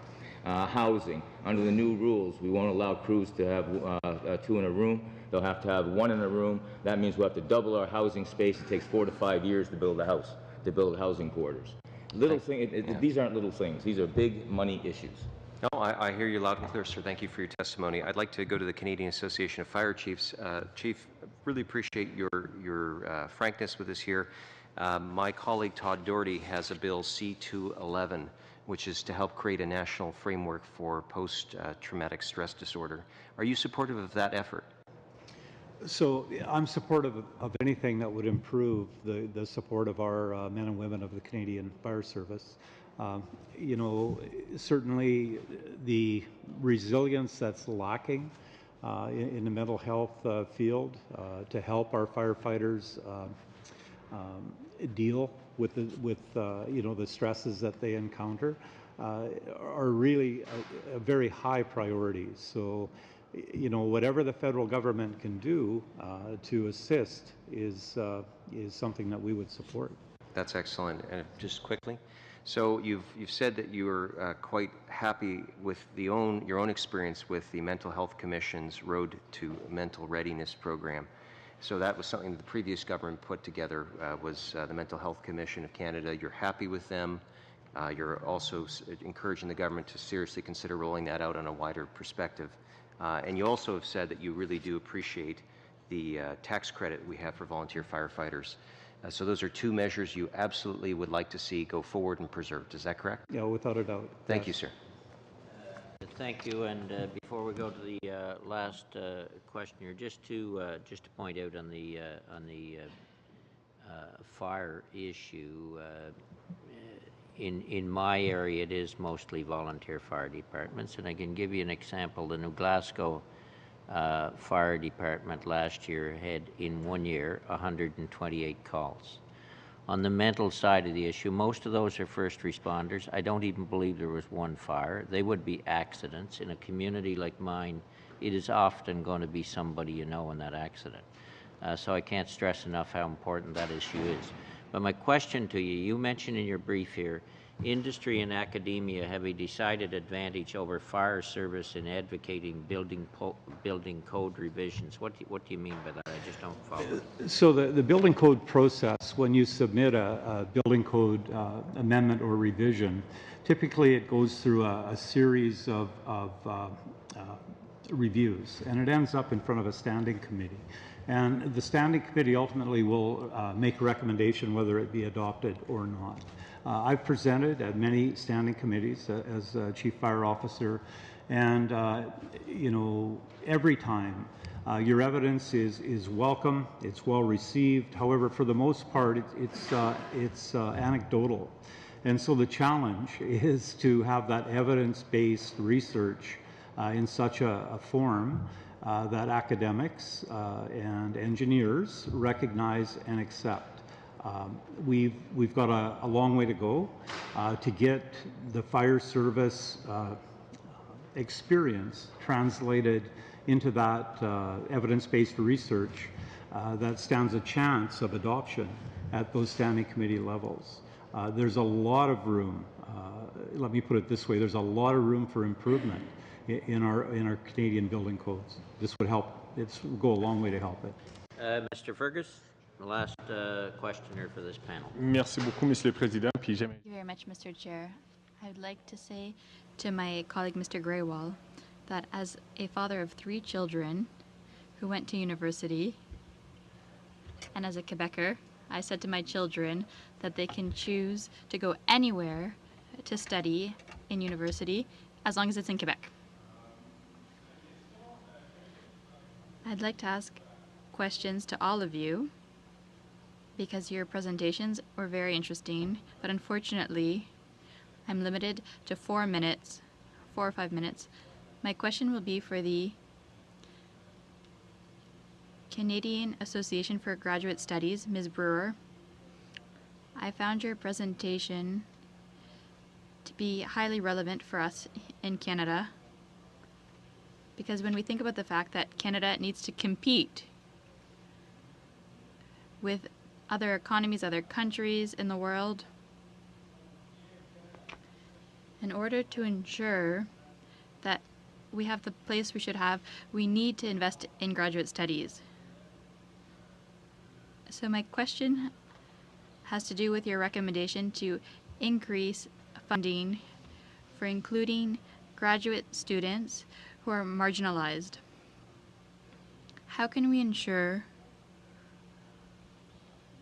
we can find ways to do that? And second, my second question for you has to do with Canada's place in providing access to foreign students to Canada so they can do their graduate studies, and also the benefits of sending Canadians abroad, increasing the number of scholarships so that Canadians can study abroad. Could you elaborate on your recommendations, please? Yes, certainly. First, I must ensure that I understood the question. soit un ou l'autre. Either one of you. Either one of you can answer. Up to you. Okay. So one of the concerns I think that's pervasive across the country is about access to graduate studies and access for disadvantaged students, underrepresented. So this includes students with disabilities. It includes Indigenous students, First Nations students, and a whole host of things in between. Part of the challenge is, of course, that graduate studies is primarily a full-time 12 months of the year. And many of the scholarships that are awarded also require full-time study, yet that's not always practical. It also requires that you're on campus, or if you're doing your research, you need direct access to the labs, to the libraries, which may not always be feasible for people who need to be in their communities and what have you. So we really need more flexible options and more flexible eligibility criteria for scholarship holders so that they can best accommodate the nature of their day-to-day lives as well. I mean, it's got to be some balance. It's just not all about the school. They've got to live their life in addition to that. So that's what we're asking for, is a reevaluation and reconsideration of some of the policies and practices that are currently in place with many of the scholarship programs that are currently available, as well as having targeted scholarship programs as we better recognize and understand some of the challenges that prospective students have. And with respect, I believe your other question was the value of an exchange. So the international student exchange. There's a number of reasons why, one, bringing international students into our programs is so important, and it's the diversity of perspective that they bring, the different experience that they bring, and many of the issues that we're grappling with from the research side are extremely complex, and they're not unique to Canada. They're not unique to a particular region. They're very global. And there are cultural differences, policy differences that vary across the world. So when we're looking for solutions, ideally you want a solution that is going to be something that is quite transportable beyond our own boundaries. And that's where the value, or one of the elements of the value, of having the diversity of perspective. It's also important for our Canadian students to get out different parts of the world. And it's cultural education, it's learning to be a global citizen. Things are done differently, and we find that in many cases it's very challenging to get domestic students to go abroad. I see you're getting the... No, please continue. You can, I can't. I'm You telling can. him no more questions. You can finish your answer. You can, please.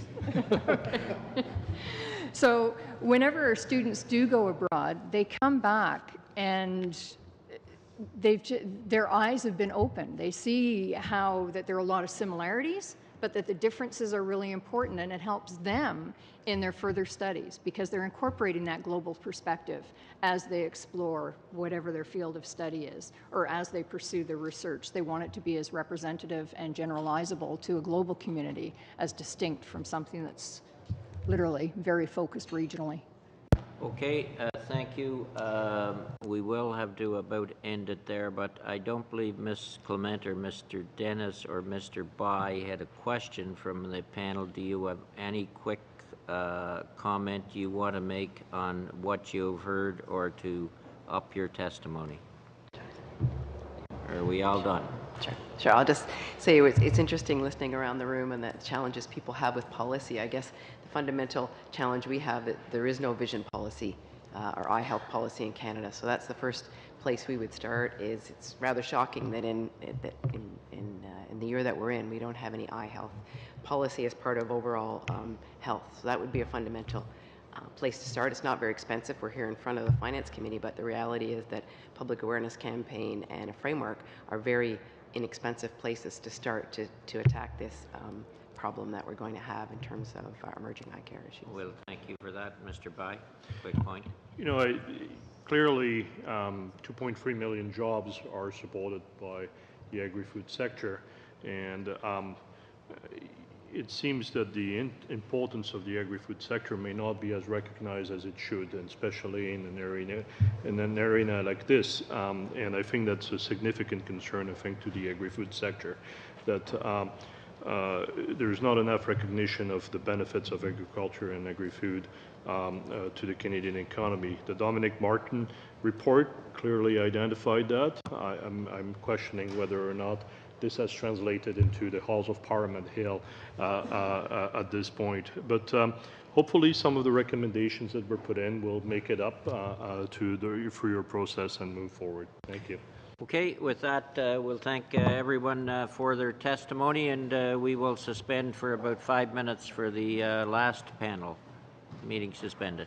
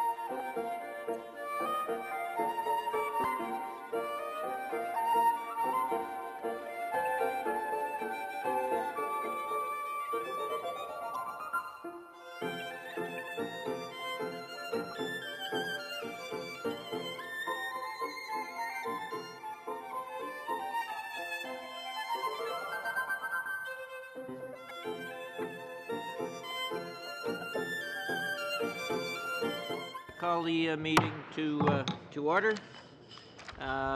Just for the record, pursuant to Standing Order 83-1, the committee is doing pre-budget consultations in advance of the 2018 budget. Welcome to the panelists who have come forward this afternoon. This will make about 72 witnesses this week, I believe, so I think some members, including myself, are getting a little draggy. In any event, we appreciate you appearing and your remarks for today, and also appreciate the submissions that were sent in prior to the mid-August. They will be considered as part of the consultations as well. You can be assured of that. So we'll start then with the Canadian Aquaculture Industry Alliance. Mr. Kennedy, Executive Director, understand new in the job, only about 6 months. Welcome. Thank you, Mr. Chairman. Thanks, members of the committee. So we will try and bring some energy to this end of the day hearing. So thanks for the opportunity to be here today. I am Tim Kennedy, about 6 months in the job with the Aquaculture Industry Alliance. Unfortunately, one of my failings in this job already is that I'm missing a surname like my predecessor, whose name was Ruth Salmon, if any of you came across Ruth, she was a great lady. But actually, one member of Parliament has said I should be Tim Mussel. So you can call me. Maybe you can come up with a good name for me. So, members, global demand for seafood is rising very, very rapidly.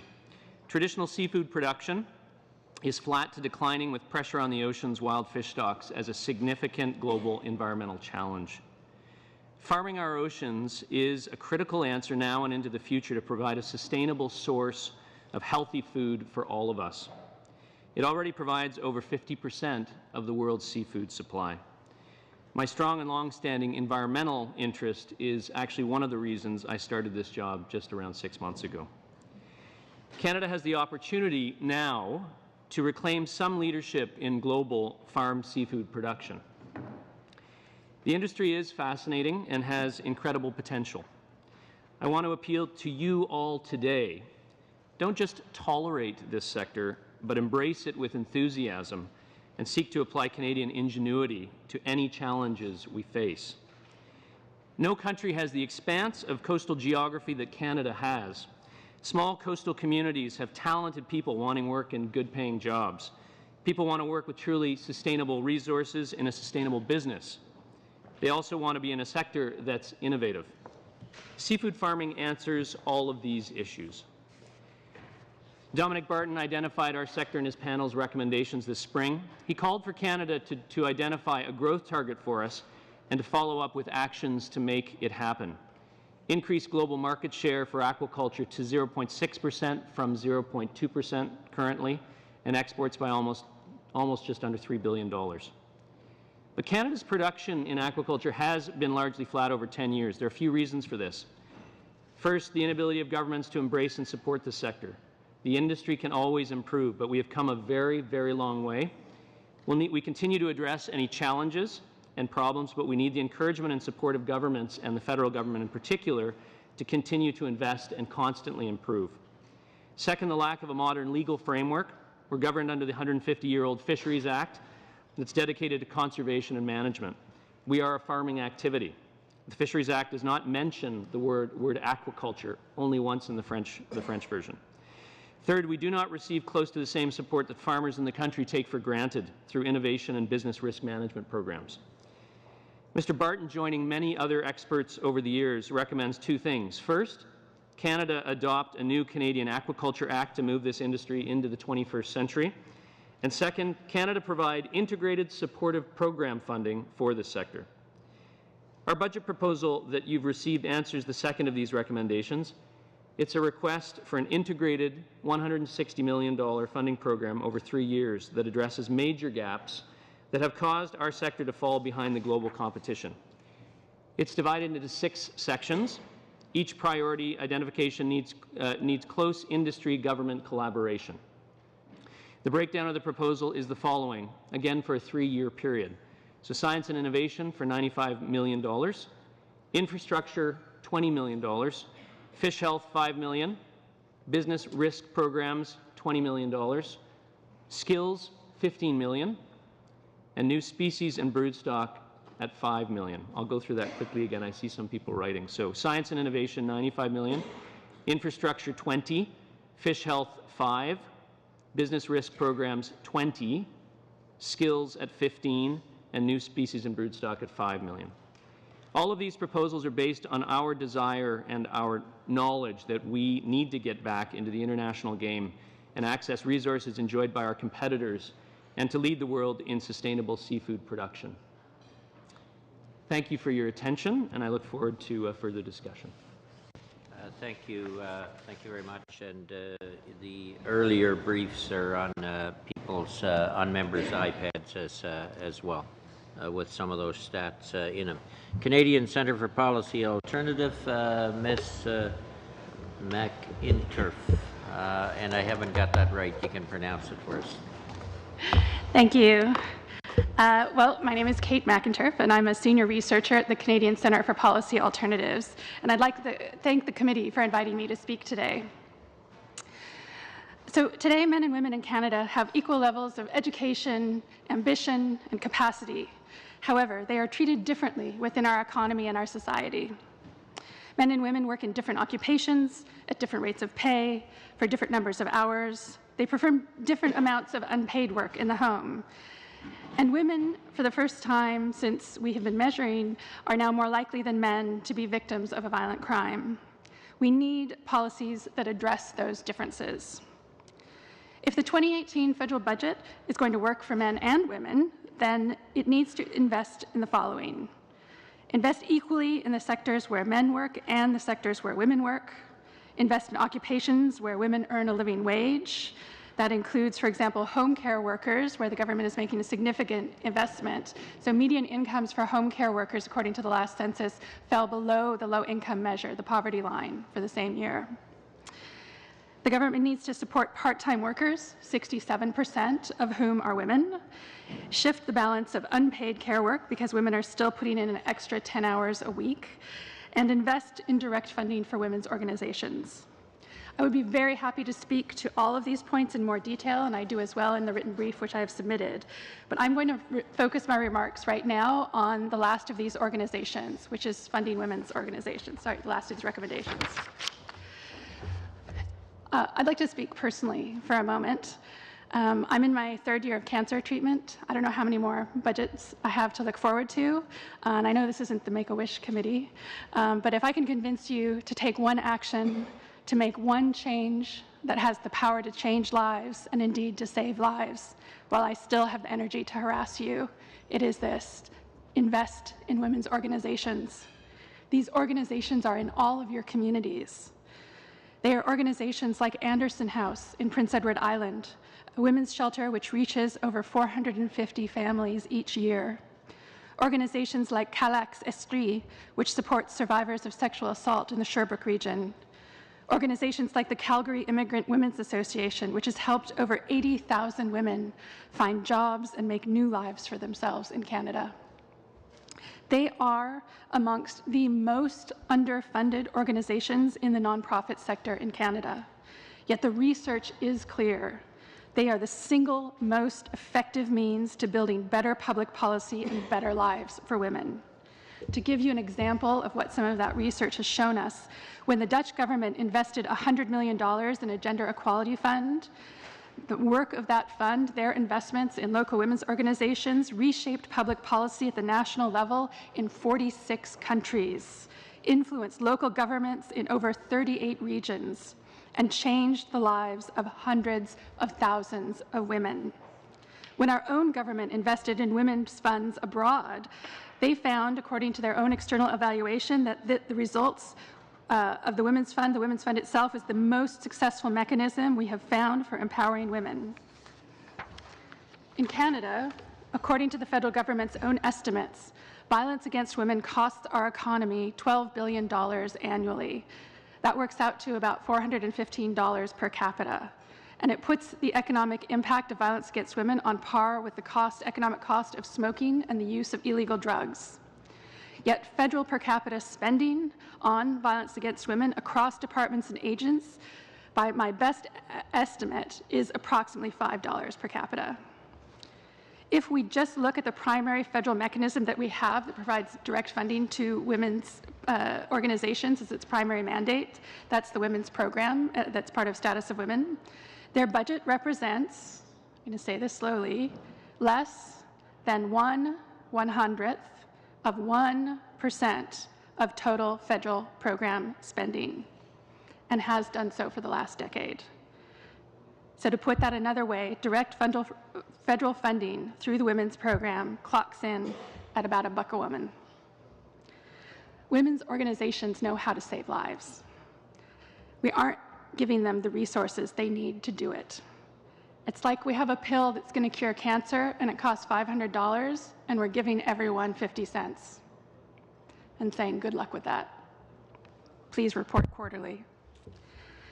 Given the urgency of the work that these organizations do, given the demonstrable benefit of their work to our communities and our lives, given the sincerity and the commitment of the women who run them, I find it baffling that we are so unwilling to support them. After decades of neglect, it has occurred to me that perhaps fundamentally, at some unconscious level, we just don't trust women with money. So prove me wrong. Show Canadians that this is a government that is willing to support the organizations that are delivering dignity and security to women in their communities. Show Canadians that growth and productivity isn't just an abstraction, but a means to put resources in the hands of those who want to help each other to have a better life. Show Canadians that the future really is feminist. Thank you. Thank you very much. Kate, Forest Products Association of Canada, Mr. Nyber, CEO.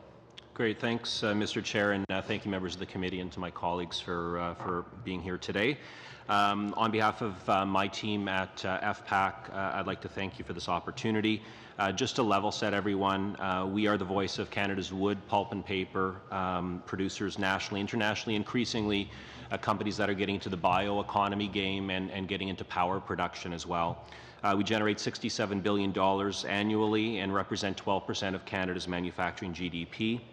Our industry is one of the largest employers, is one of Canada's largest employers, operating in some 600 forest-dependent communities across the country from coast to coast, employing 230,000 Canadians. And there's a 3-to-1 ratio in terms of indirect jobs for about 1 million Canadians. And one of the benefits of my job when I travel the country and go to communities like Vernon, BC, and Peace River, Alberta, Saguenay-Lac-Saint-Jean, Quebec, Kenora, Ontario, these are very good paying jobs in communities that really need them. And given that we do operate in primarily rural and northern communities, we also work very close to some 80% of Indigenous peoples in Canada. So we're one of the largest employers of Indigenous peoples. We work with some 1,400 Indigenous businesses across the country, and we see ourselves, and my board has identified this as a priority over the next few years to really increase our engagement and support with our Indigenous government partners and communities. So maintaining our industry's strong position, market position in the world is important if we want to continue to maximize our contribution, not only on economic growth for our workers, businesses, and communities, but to continue to drive the environmental and recreational benefits that come with our actively and sustainably managed forests. So we had a number of recommendations in our pre-budget submission, so understanding I only have 5 minutes today, I'll just hit on 2 of them just for the committee. Number 1 is around the issue of trade and growing Canada's market access around the world, and trade is a big deal these days on a number of fronts, with TPP coming back onto the table, our NAFTA negotiations, the pursuit of a free trade agreement with China, and we feel we have a real opportunity in terms of marketing the brand Canada because of the reputation of our industry for being sustainable. I want to give a shout out to the International Trade Department and our trade commissioners around the world who are critical to supporting our efforts to develop and expand new markets for wood, pulp and paper, and increasingly biomaterials. We appreciate their work. It's very valuable to us. And beyond the quality of our products, as I said, one of the key selling points is the sustainability of our products. In a global study released last month by NEPCON with the support of the Forest Stewardship Council, Canada's forest management framework was again touted as one of the best in the world. This can be attributed to our strong legislative and regulatory regimes, federally and provincially, the fact that we have the world's most third-party certified forests that are independently audited and certified, and how we manage for multiple values when we're planning a harvest, from species considerations to wetlands preservation, promoting watershed health, and mitigating carbon. The second piece I want to touch on today is linked to our climate change opportunity. We're an industry that was one of the few that was on board with the Kyoto Protocol many years ago. So we call ourselves Canada's greenest workforce, and we see ourselves, as Minister Carr said earlier today at a conference in town, that we can't achieve our climate change goals without Canada's forest sector. Last year, we launched our 30 by 30 Climate Change Challenge, a plan to, by 2030, reduce 30 megatons of carbon a year from our atmosphere. That's the equivalent of taking 6 million cars off the road. This includes, and we're going to get there, by delivering on a number of initiatives in our forests, at our mills, along our supply chains, and through broadening the reach of the carbon-storing products that we make. We're going to start reporting out on our progress towards this goal in 2019. Core to this effort is the plan to build more with wood and to assess and implement new approaches to maximizing the role of our forests in the fight against climate change. On the building side, Rethink Wood is a very successful initiative in the U.S. that's been established to support the expansion of building with wood to help reduce greenhouse gas emissions, realizing significant benefits for the environment and for the economy. A modest investment of $600,000 in the Canadian edition of the Rethink Wood program would allow us to leverage an existing $2.4 million program and support its expansion into Canada. In our forests, for folks around the table from BC, the fires that have ravaged our forests, over 1 million hectares lost already. We've seen the pine beetle, which has swept through BC into Alberta. We are seeing the real effects of climate change in our forest. So we're calling on government to support us by assessing the mitigation and adaptation practices feasible in different regions across Canada. And we have an opportunity to share delivery models and approaches from other jurisdictions that have successful mitigation practices. So in closing, the budget presents an opportunity for our sector, but we need your help, even more importantly, between those budget cycles. For our sector alone, we're currently caught in the middle of a number of trade disputes, softwood lumber being the most prominent. We're facing increased pressures from governments in managing for species at risk, and we're preparing for a host of new policies and programs related to carbon. We're a sector that prides itself in our approach to delivering on both environmental and economic goals, and we will always support government efforts that are focused on balancing the environment and the economy. As we look to the future, it's critical that cumulative impacts of well-intended government initiatives are closely evaluated, and we look forward to working with the government in partnership. So thanks for the opportunity. Happy to have any questions later on. Thank you, Derek. Turning to the Federation of Canadian Municipalities, Mr. Carlton and Mr. Rubenstein. Go ahead, the floor is yours. Welcome. Thank you, Mr. Chair. I have with me Daniel Rubenstein, Director of Policy and Research. Je vous remercie de nous avoir. Thank you for the invitation to appear before your committee today to share with you our vision of strengthening Canada through strengthening our municipalities and communities. More than 90% of Canada's population from coast to coast to coast. In Budget 2018, we see an opportunity to boost Canada's productivity and quality of life by strengthening cities and communities nationwide. You've heard FCM call last year's budget a game changer. So why did we use that terminology? Because it confirmed new investments to spark growth in rural and northern communities nationwide. It outlined a plan to launch the next era of public transit to ease congestion and boost national productivity. It responded to FCM's call to fix the housing crisis, to support the families and workers Canada needs to thrive. In short, Budget 2017 flowed from unprecedented engagement with local governments and recognized that community building is nation building. But turning historic investments into historic outcomes now hinges on design decisions that still have yet to be made.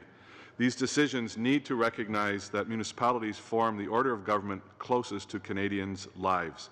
We manage 60% of the public infrastructure that supports Canada's productivity and quality of life. We know what needs to be done locally and what works. That's why we, FCM and our members, expect to be engaged throughout the integrated bilateral agreement negotiations with provinces and territories. These negotiations will shape the outcome of the 12-year federal infrastructure plan, and I'll outline 4 key priorities municipalities bring to the table. First, to move projects forward, FCM is recommending a 40-40-20 cost-sharing arrangement through the integrated bilateral agreements. Now that Ottawa is committed to a 40% share, federal leadership means making a strong case with the provinces. Achieving a 40-40-20 nationwide could mark the difference between getting major projects off the ground and seeing them halted in their tracks by local fiscal limits. Second, municipalities need more clarity and access when it comes to the Green Infrastructure Fund. There's great uncertainty about how this fund will support municipal priorities from wastewater to climate action. Municipalities influence half of Canada's GHG emissions, and many are already modeling green innovation that could be scaled up nationwide. This is an opportunity to start unlocking more than 50 megatons of potential GHG reductions while we build more climate-resilient communities.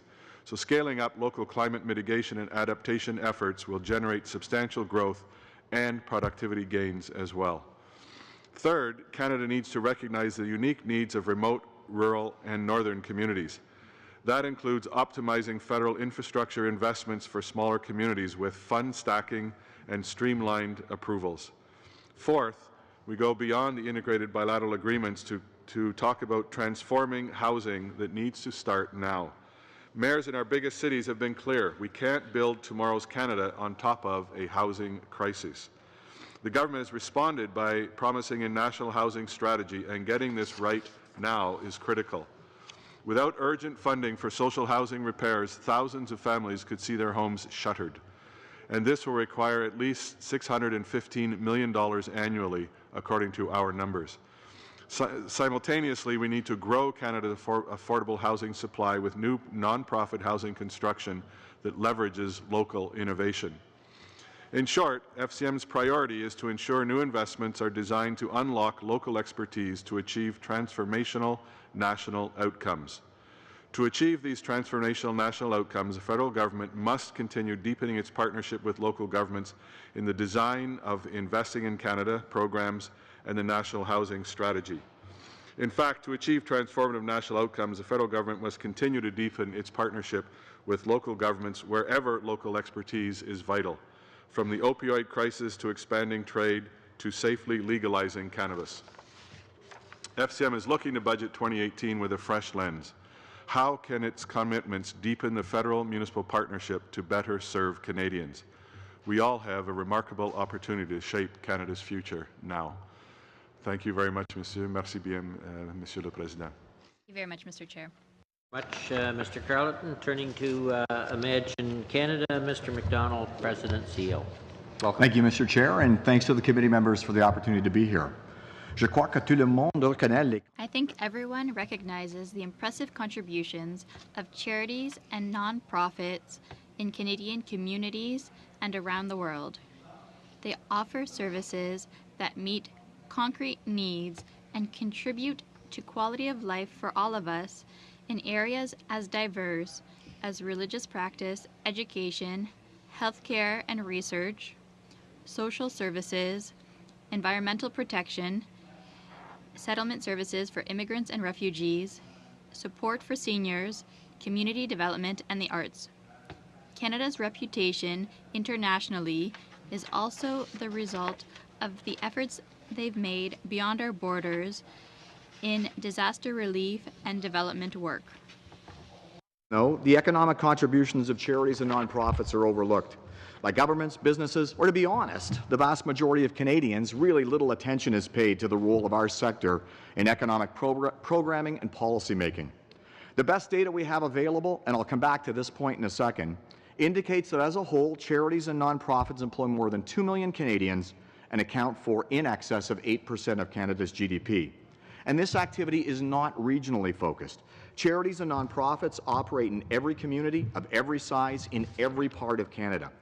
We strongly believe that any discussion of productivity and economic growth, particularly if we're aiming for smart growth that is equitable and benefits all regions, needs to take charities and nonprofits into consideration.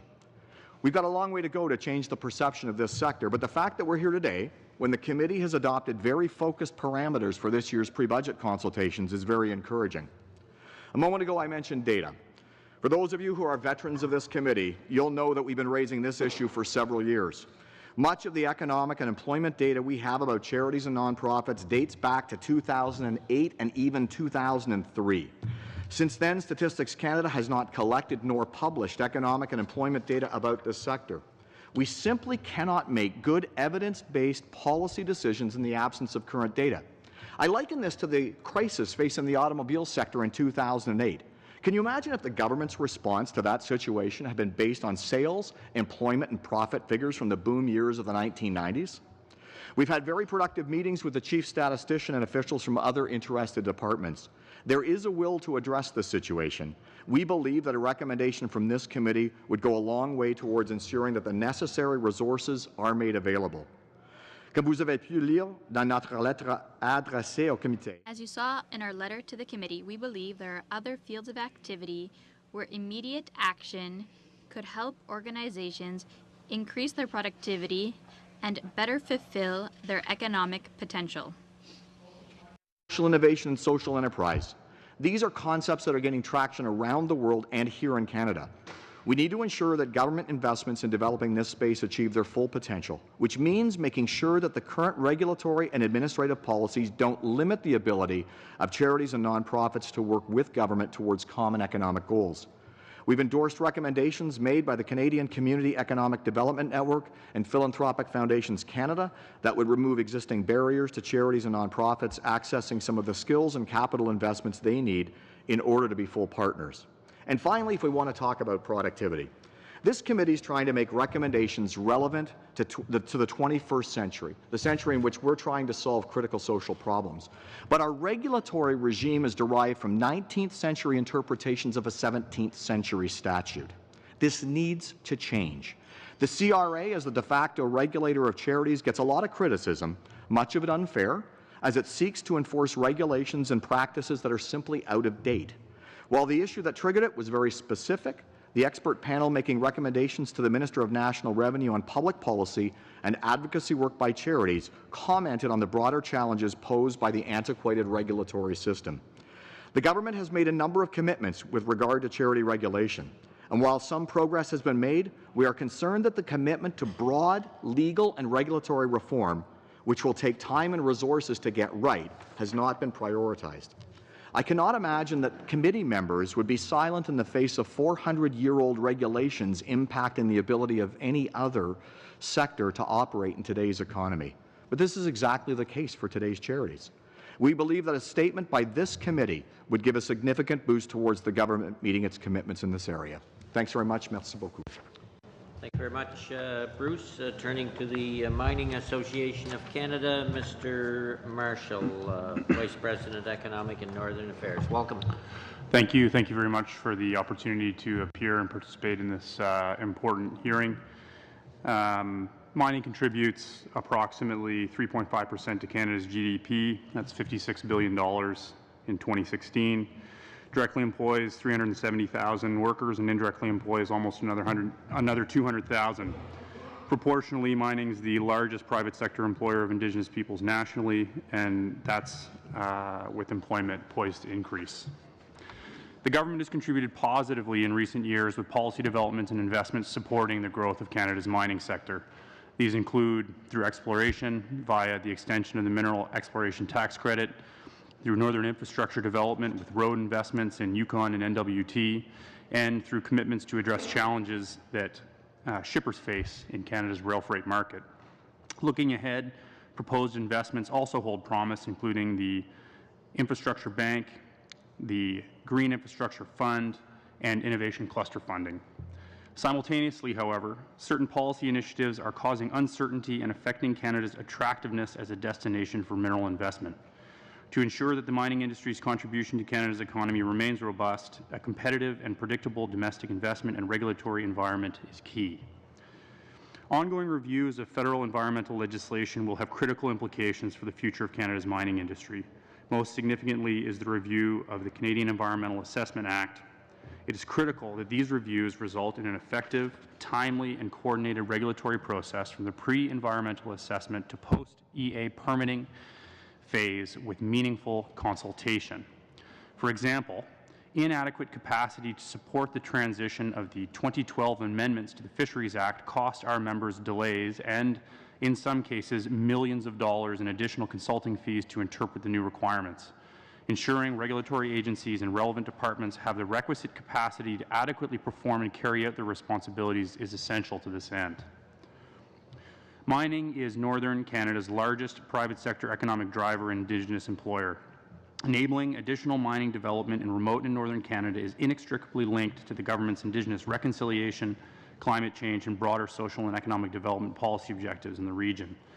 To date, infrastructure investment decisions that recognize Northern challenges and opportunities through the Trade and Transportation Corridor Initiative and the Investing in Canada Plan have been welcome. The next step is to recognize specific consideration for Northern challenges and opportunities in the Canada Infrastructure Bank. Including a Northern specific fund or allocation within the CIB is also supported by the National Aboriginal Economic Development Board and the Canadian Chamber of Commerce. On the climate change front, in addition to supporting a revenue-neutral price on carbon, MAC underscores the need for climate change policy to ensure the competitiveness of emissions-intensive and trade-exposed sectors, to be sensitive to changing economic and geographical realities, and to minimize compliance burden. Approaches that fail to address these concerns risk creating carbon leakage that will diminish Canadian competitiveness with no global net gain in greenhouse gas reductions. That's a lose-lose scenario. MAC also believes the government has given itself important tools to support Canada's transition to a lower carbon economy. We welcome the commitment to invest $1.2 billion to support innovation in mining and other resource sectors. The government's Innovation Superclusters initiative is timely. By harnessing the collaborative strength of Canada's mining ecosystems to accelerate significant and sustained innovation in energy, water, and land use, CLEAR, a consortium of national and regional mining supply companies and organizations, has the potential to support the sustainable growth of Canada's mining sector, enable the development, adoption, and export of clean energy and water technologies, and grow Canada's global-facing mining supply services sector.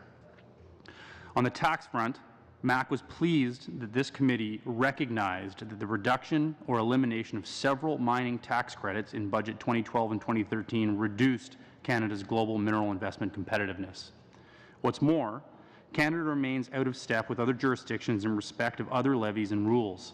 Consistent with our tax expenditure review submission, MAC recommends 1. Phasing out dividend withholding tax, 2. That substantial shareholder exemption for corporate reorganization performed by Canadian or foreign groups be tax-free, And 3, that all mining tax payable should be deductible regardless of the year in which it is paid or whether it is deemed payable post-audit.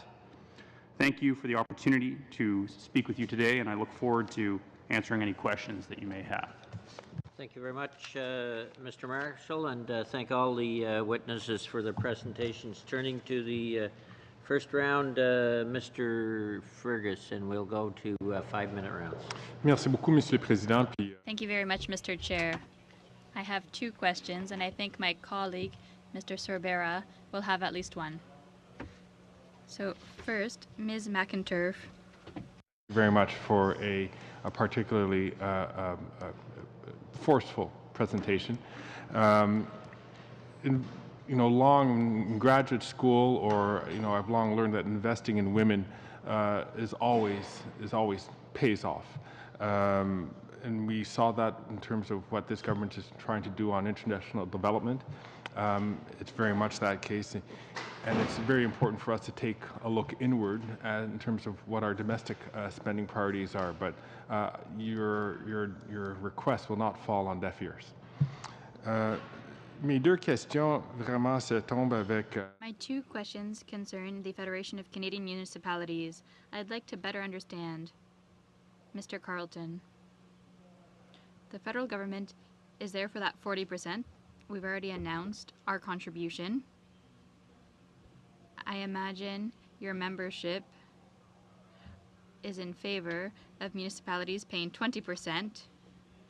Was I correct in understanding your request that the federal government unite with municipalities to apply pressure on provinces to ensure we have that breakdown of 40-40-20?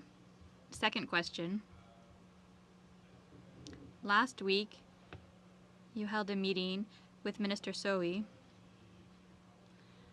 and I heard that there was at least one province that attempted to use funding from the federal contribution for investments, for infrastructure, to invest in schools, and the minister had to say clearly that building schools does not qualify for green infrastructure funding, money that is supposed to go to transit. So am I correct in understanding that you want to unite with the federal government in that regard? And third question, Mr. MacDonald, if I understood you correctly, what you're looking for among your requests is that the committee express its support that the federal government must collect evidence to ensure we can measure the reach of your sector. And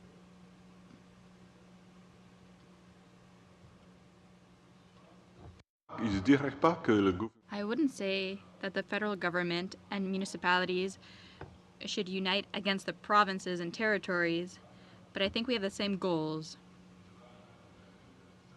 We want to be sure that local projects continue, that infrastructure resources are spent on local projects. Is a formula that enables the municipalities to move to work in their projects, to fund their portion of the projects with an appropriate and fair and cost share from the other 2 orders of government. What's really important to understand and not to forget is that even at 20%, when you figure the full cost of life cycle, full cost of a project, municipalities are paying more than 50% of that full life cycle cost. So even at 40-40-20, municipalities are carrying a very big burden. But we share common objectives about getting projects locally funded and built. Mr. MacDonald. Je vais vous donner la réponse en anglais. We'll answer in English. I took a class, but I'm not quite bilingual. The short answer is yes. We are looking for support to be able to collect information about our initial thoughts are in 3 areas: the economic contribution of the sector, the size and scope of the sector, financial resources, and if we can, also look at volunteer resources and contribution by the sector. This has been a role traditionally played by the federal government, but it has been, as I mentioned, it's been quite some time since we've done that. And to be honest with you, we're getting a bit nervous about quoting statistics that are more, approaching a decade old. Mr. Sabera, we'll pull you in later. Mr. Fergus used up most of your time, so you'll have to negotiate. No worries. Mr. Kelly. Okay, thank you, Mr. Chair. And I'm going to continue with Mr. MacDonald. You raised some interesting points in your presentation. You had characterized the regulation of the nonprofit and charitable sector as being hopelessly out of date, if I can paraphrase you hopefully correctly. You described the Canada Revenue Agency as the regulator of charities, or I guess the de facto regulator of charities, there being no other agency. And I presume by that you really mean that the CRA regulates the financial contributions people make and the interaction between the charities and their donors through the exchange of the money. You then said time and resources would be necessary for reform. What type of time frame would meaningful reform take, and what kind of resources do you think would be necessary? Do you have specific asks for this budget to that end? Yes, you've paraphrased this wonderfully. I mean, the four heads of charity have come from 16th century England in terms of the common law, and CRA takes its direction from kind of the regulations set out in the Income Tax Act. For this modernization to occur, and I feel like I'm going to waffle a little bit on the answer, but I think it's an honest response. It depends on the approach that the government wants to take. First of all, we think that it's important that there is a broad consultation with sector leaders around the kinds of change that we want to see. The sector is so incredibly vast that we need to make sure that there's some form of agreement around what that modernization would look like. So that could go anywhere from a few $100,000 a year if the government's leading it, to probably around 1.5 to $2 million a year if that was going to be farmed out for an organization or a group of organizations like Imagine Canada to play a lead role in. And ideally, we're probably looking at 1 to 2 years to do this. Okay. I'd like to then move to Mr. Marshall. You mentioned specifically that last year's budget contained measures which reduced Canada's global competitiveness in the mining sector, and you listed off some of the ways in which last year's budget harmed global competitiveness. What do you think is the most important signal that could be sent, perhaps with this year's budget, to improve Canada as a destination for investment money and the jobs and economic growth that would go along with investment in mining? Thanks for the question. And just for clarity, when I was giving my remarks, I noted a few measures from last year's budget that were supportive. The air of uncertainty right now that is dampening Canada's attractiveness as a destination for mineral investment is multifaceted. Right now, it won't be a surprise to anyone around this table the number of consultations that remain ongoing, the magnitude of some of those individual consultations, whether it be on regulatory reform, whether it be on climate change, whether it be on the rail freight legislation that's currently before the TRAN committee at present. Any one of these individual pieces of legislation in its own right has the potential to have a major impact one way or the other to our business. The fact that there are a plurality of them ongoing at present creates a greater level of uncertainty. So just for clarity on that front, looking forward to Budget 2018, MAC has persistently requested for tax reform with respect to enhancing certain elements of the competitiveness or cost effectiveness of doing business in Canada. I laid out 3 such measures in our speech. The first is to phase out dividend withholding tax.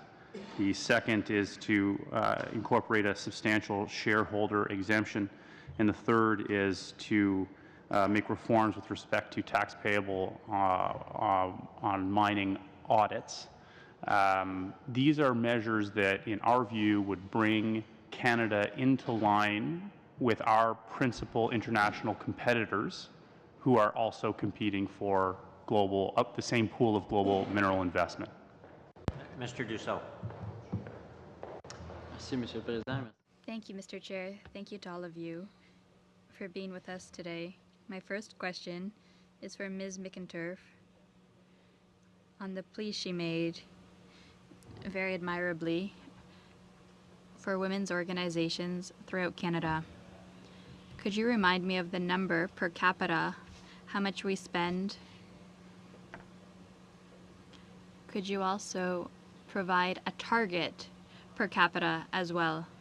A target we should have as our goal for the future. And do you have any comparisons with other countries in the world? Comparisons regarding spending per capita for women's organizations.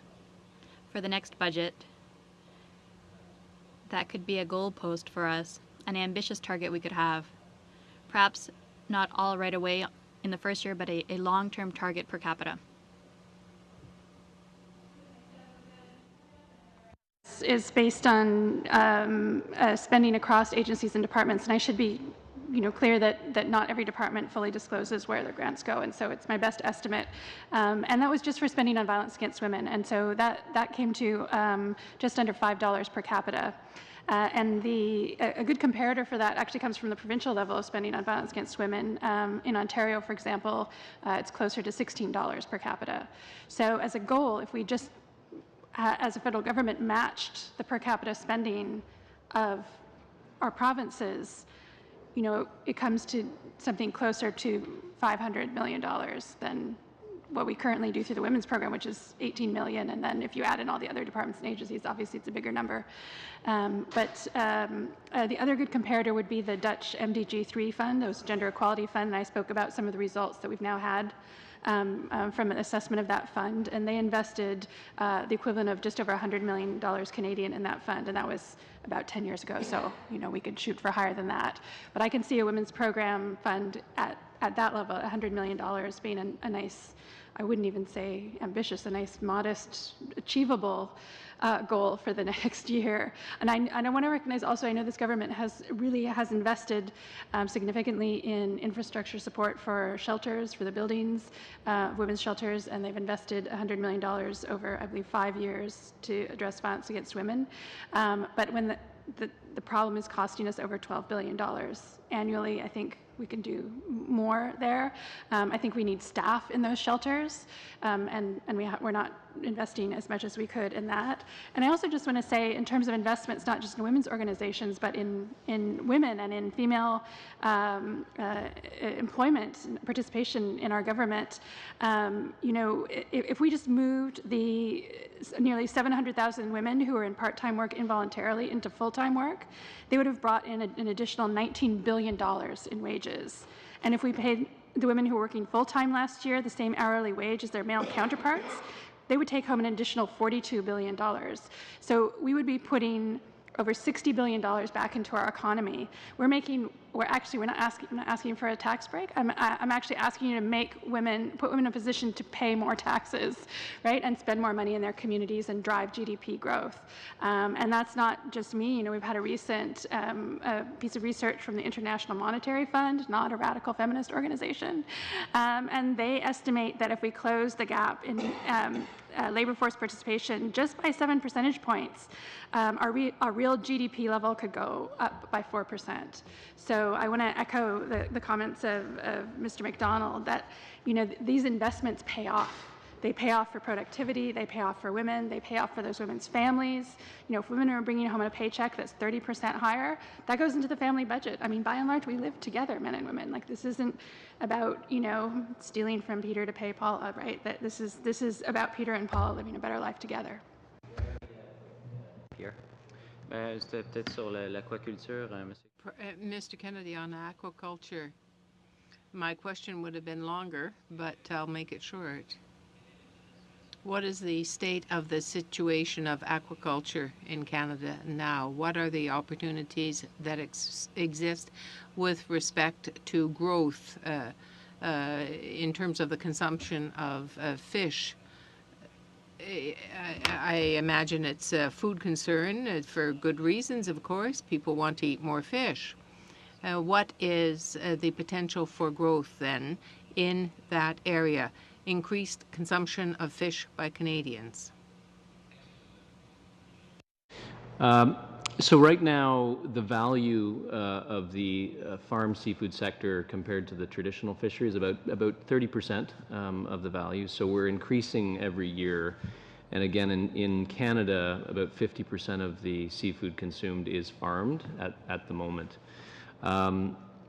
We have approximately 19,000 direct and primary processing jobs across the country based in aquaculture.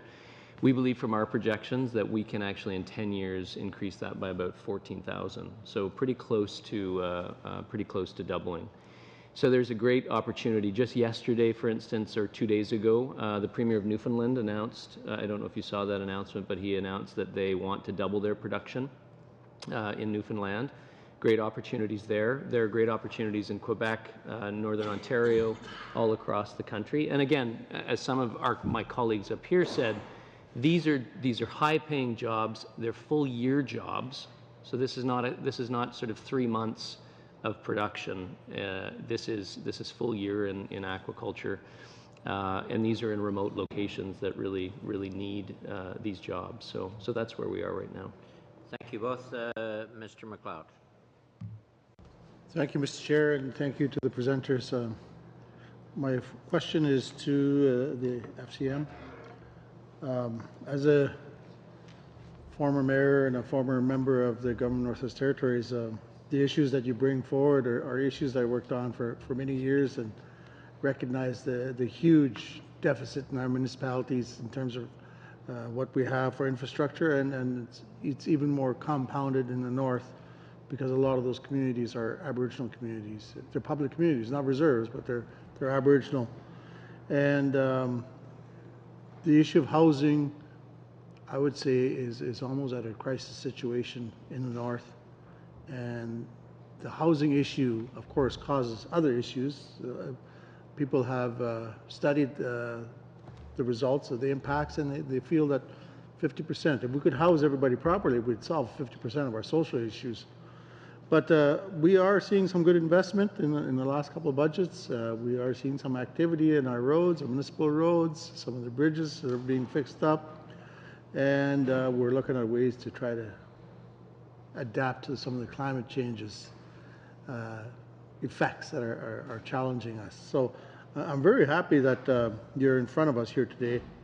And we had many people parade through these halls and the House of Commons talking to ministers and Prime Minister and raise the issue that funding for our part of the country, the North, can't be based on population, can't be per capita, because we've seen how that works, and it really doesn't give us enough to do really anything with it. So that argument's been there. We also heard lots of arguments that some of this funding that we're going to see come forward there has to be a certain amount of flexibility to make it work for us. So and I also agree with your argument that communities have to play a major role to in project selection. So tell us, how does the next budget 2018, how can it enable communities to play this role? So there's a few issues there. One, certainly as I said in my comments, we're looking to budget 2018 as part of the movement to define more clearly what was committed in budget 2017. So that the program definitions around the integrated bilateral agreements, the program definitions around the criteria, eligible criteria, et cetera, are made very clear, and so that there's flexibility in the delivery of the programs and the money that was committed in 2017. So you're absolutely right that the local flexibility is essential. You're absolutely right that the North has huge problems that require special attention, and we believe that Budget 2018 is just part of the process of further deepening the federal municipal partnership so that those local needs can be addressed in ways that, so the decisions are made effectively. Part of that means that the federal government needs to continue to pressure the provinces and territories to engage the municipalities, as we have said, and some of that will play out through integrated bilateral agreements. I think it's also really important for the North that that Budget 2018 further defined through the National Housing Strategy how the $15 billion for housing money that was committed in 2017 will actually roll out. This is a critical piece of the puzzle for, as you said, rightly said, for the North and for Canada generally. I mean, I just came from spending most of the last 2 days with Minister Duclos on the question of poverty reduction, and housing is a fundamental element of that, and the rolling out of the National Housing Strategy in terms of the allocation of dollars and the design of the programs and how those dollars will roll out are critical questions that need to be answered urgently. And Budget 2018 will be just part of the process along the way of making sure that all of that responds to local needs. Thank you for that. My next question is to the Mining Association of Canada.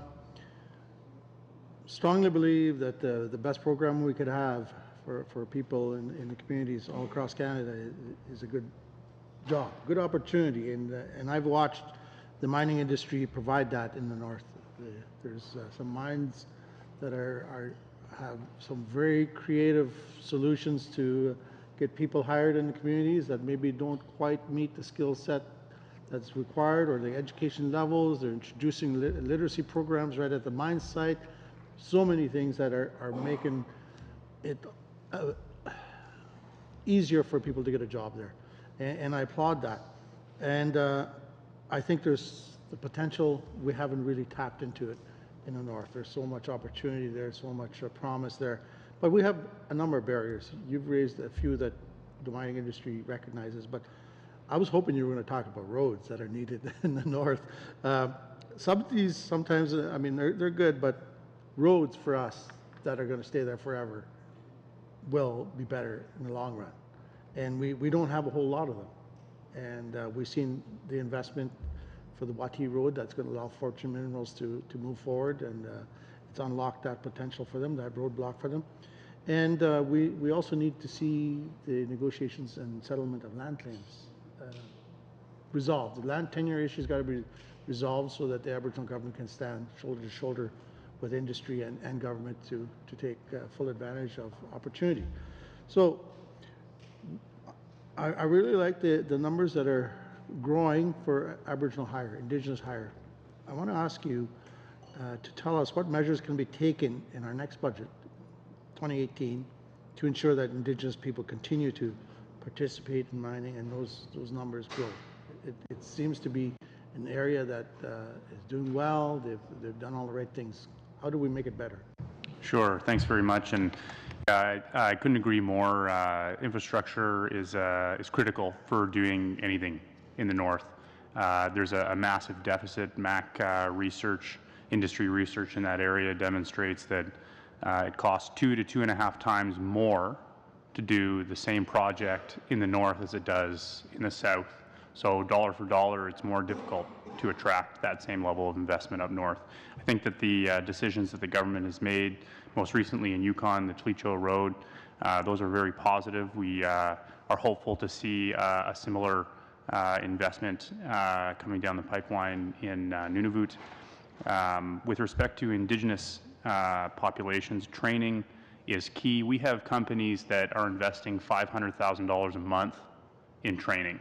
You know, they're have developed unique in the world programs to reach out and meet Northern Indigenous Canadians where they're at and facilitate community to various different types of opportunities on the site.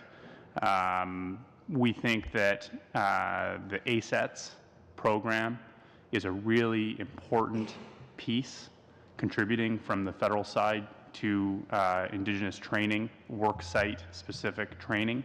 We know that that program in the most recent budget was extended for 1 year, but is subject to a review. We'll be following that and participating in that review. We think that expanding and in better enabling that program to deliver more for Indigenous Canadians in workplace training would be a very positive step. We'll have to leave it there. Mr. Albus. Thank you, Mr. Chair, and I know many committee members, have been wondering, when is Dan going to get to speak next? Because I've been so quiet today. So just want to thank each one of our witnesses here for the work that you do, helping educate parliamentarians as well as the government.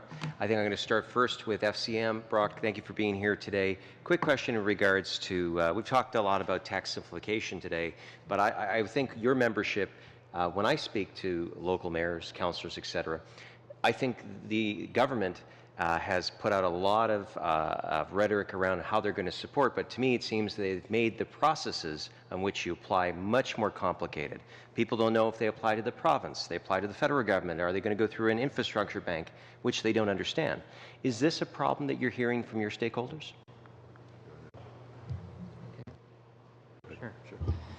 Thanks very much for the question. Our members and Brock spoke to the importance of this integrated bilateral agreement process right now, and it's really about making sure that there is clarity at the local level for municipalities in terms of how these programs will roll out. So we are encouraged by the letters that Minister Sohi sent to his provincial counterparts that specify that municipalities and provinces will need to jointly identify projects. That's an innovation over previous programs. So we're seized with the importance both from our own members in participating in that process at the provincial level and engaging with the federal government about that. And on the infrastructure bank, similarly, we've been in touch with the agency that's establishing the bank and making sure that our members do understand what the bank will deliver as it's rolled out. So. Okay, well, again, simplification obviously isn't there because you're still pursuing that clarity, and I appreciate that some things do take time.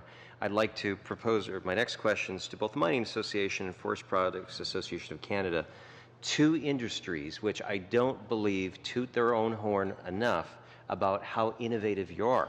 How much technology, and when you look at whether it be geographic or geospatial systems, mapping, all sorts of different technologies, robotics, to be able to have just-in-time, just to make sure that the efficiencies are up so that when we're in a down cycle, we're getting the best leverage from it.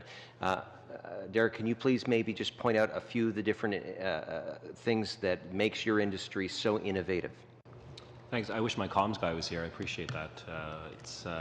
You're right. It's something we talk about internally in the membership, and one of the things I'm proudest about is actually, and I don't think people really understand it, is just how involved the planning process is to go in there and manage the harvest across the boreal forest. We manage for and as we deal with individual species at risk issues like the caribou one that's going to be hot this fall. We're managing for 85 mammals across the boreal. We're managing for over 100 different species of fish across the boreal. We're managing for over 300 different types of birds across the boreal. Plus, we're managing to suppress fires. We're managing to manage pests, pine beetle in the west, spruce budworm in Quebec and Atlantic Canada, and trying to get ahead of the next pest that might come. Managing for wetlands preservation, so the ducks do well, et cetera. So the involved way and the planning, we're not just going down there mowing down trees, which is what some people like to suggest.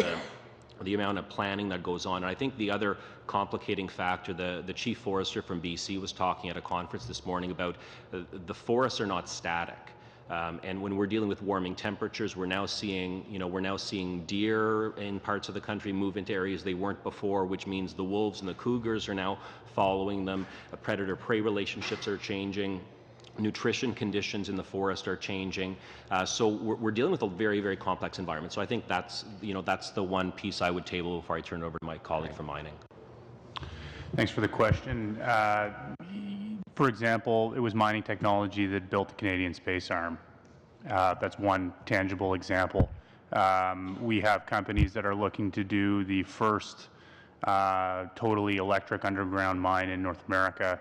We have companies in the Northwest Territories that have facilitated a composting system that reduces power on site, but also leaves biomass for reclamation purposes in a terrain where there's very limited overgrowth. So, you know, the downstream supply chain effects for reduced emissions, for reduced transportation costs, for reduced land movement have a cumulatively positive effect. That's Dominion Diamonds, by the way. I think Mr. Easter signaling that I may be at the end of my time for that, but really appreciate the question. Innovation is key. When you are taking a percentage of metal out of rock that in some cases is less than 0.5%, the amount of energy that's required to do that, the amount of innovation and intuition to be able to do that when it's in certain cases upwards of 2 kilometers underground, it is an ongoing, constant engagement of reducing costs, managing project deliverables in a multifaceted, shifting environment. Before I go to Jennifer, on this question to the Forest Products of Canada, on innovation, your recommendation number 6 is support the implementation of recent budget announcements relating to innovation and transportation. And it partly relates to something that the Federation of Canadian Municipalities said too. I made a note when you were talking. Is the problem on rolling out this infrastructure and so on? Are we talking money or are we talking process? I don't mind admitting at all one of the problems I have with Ottawa is process. We're processed to death. How do we get something done? So my question to both of you, is there a problem there? I mean, you talked about all the innovation you do, Derek, and that's all great. But there was, in the budget announcement, there was support there. Are you saying there's a problem? Can you fill us in on that? No, and similar to what Brock talked about, I think we're seeing the coming to life of a number of things out of Budget 2017. So I think there is an element of process on the infrastructure side. For us, you know, about a third of our overall costs are related to transportation, you know, getting the goods from the forest to the mill, which in some communities could be 500 kilometers apart, then to market, Port of Vancouver, to China, or whatnot. So, so the one part, the infrastructure bank funding, we see huge opportunities for efficiencies at ports. We see huge opportunities for new capacity on rail. So you know, that's one part I would say of the equation. The other is this issue around superclusters and innovation and supporting the transformation. Our sector, with the housing bust in the U.S. 08, 09, we've had and the move to digital from paper. We now have to find new product areas for our wood fiber, and the bio space is a big space for us there. And through the supercluster program, we see some huge opportunity. We have an application in. We're just waiting on ISAD. Okay, I don't know if you want to add anything, Brock, or not. Go Sure, ahead. just very quickly, we're always looking to simplify process, so those conversations are ongoing, and the government and the department have been very receptive to the discussions. I should just caution that there are times when an assumption is that the timing that federal dollars get spent is an indication of inefficiency or slowness, when in fact we just have to never lose sight of the fact that the federal government reimburses expenses. So infrastructure dollars to the municipalities come after the expenses are made, and oftentimes after some of the work has been done. So the indicator of timing of federal dollars is not a clear indicator of inefficiencies, et cetera. Okay, thank you. Ms. O'Connell. Thank you, Mr. Chair. Ms. McInturf, sorry, I'm just as bad as saying names as the chair. Kate. I might be getting worse. Actually, I had similar questions to Mr. Dussault, so thank you for your responses to that as well. And you mentioned the Dutch investments of $100 million and what that meant. And you also talked about the not great per capita amount that's being spent. I guess I have a couple of questions in regards to one being, I appreciate that you gave a larger, not not a per capita number in terms of what you would like the federal government to spend, because one of the issues I find, I come from a semi-rural riding, is sometimes access for rural women is even harder. And so if the federal government creates a per capita amount and then it trickles down provincial, municipal, police, etc., rural Canada gets even worse. So can you speak to maybe that point, as well as in the Dutch model with the 100 million, you said it changed the lives of hundreds of thousands of women, and you said even outside of the country. Can you just maybe elaborate on that a little bit? Sure. So the Dutch Fund was set up after the Millennium Development Goals were established, and it was set up to support achieving the gender equality goals that were part of that. And that was funding for women's organizations outside of the Netherlands in low-income countries. And this is from 10 years ago, it was approximately the equivalent of $100 million Canadian. And so those impacts were in other countries. And in fact, Canada has had its own women's funds in other countries. So its Women's Fund in Pakistan helped women change the legal system so that women were recognized as witnesses in court. The Women's Fund supported by Canada and Paraguay helped women's organizations make domestic violence a crime. So there's really good evidence that it's very effective.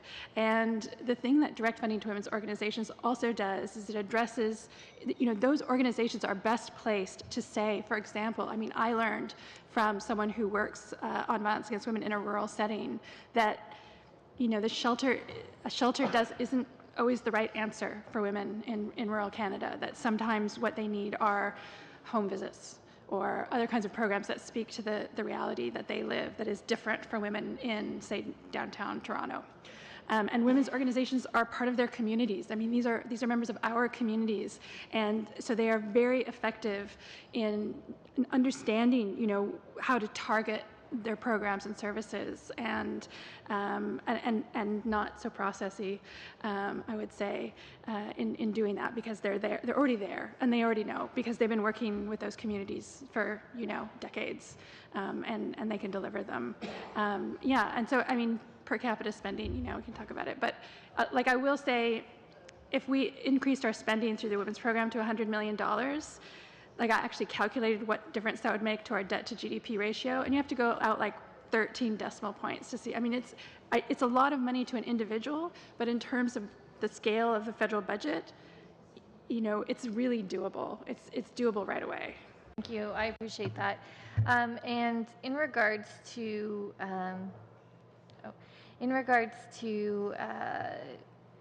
where am I going here?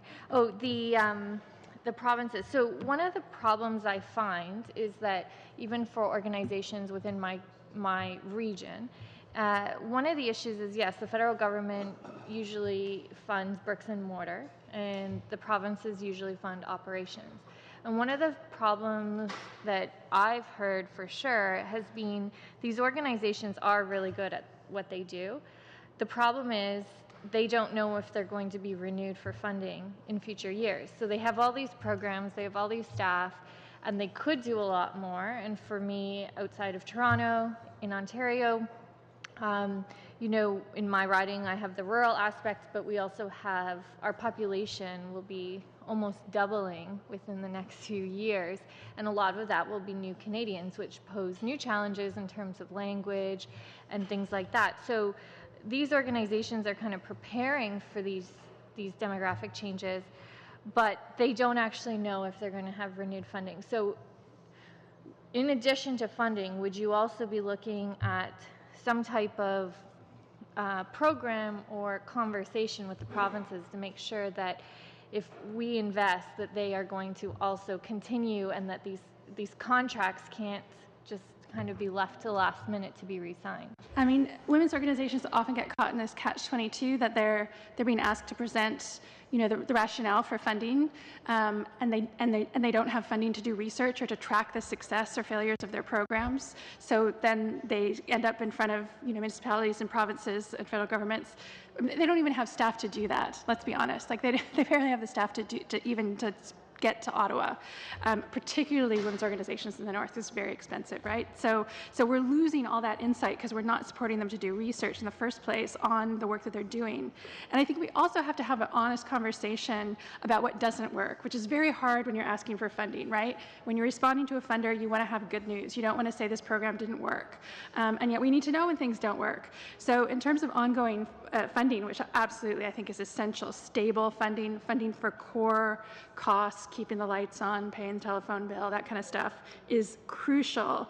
But we also, I was really excited this morning to hear Minister Duclos was in the anti-poverty conference today, and he talked about failing and failing forward, that part of innovation is about accepting failure as part of that process, because it means you're taking risks. And so I know we don't always think of innovation and women's organizations together, and there are some dangers there where we say, well, we know it worked last year, but we want you to submit a proposal for something different, because we already funded that, but you're saying, no, that really worked. But on the other hand, I think we need to have an honest conversation about, like, let's fund women's organization, let's also take some risks, and let's hear what's not working. And that doesn't mean you're never going to get funding again. It's just now we know that didn't work. I bet you have ideas for things that would work better.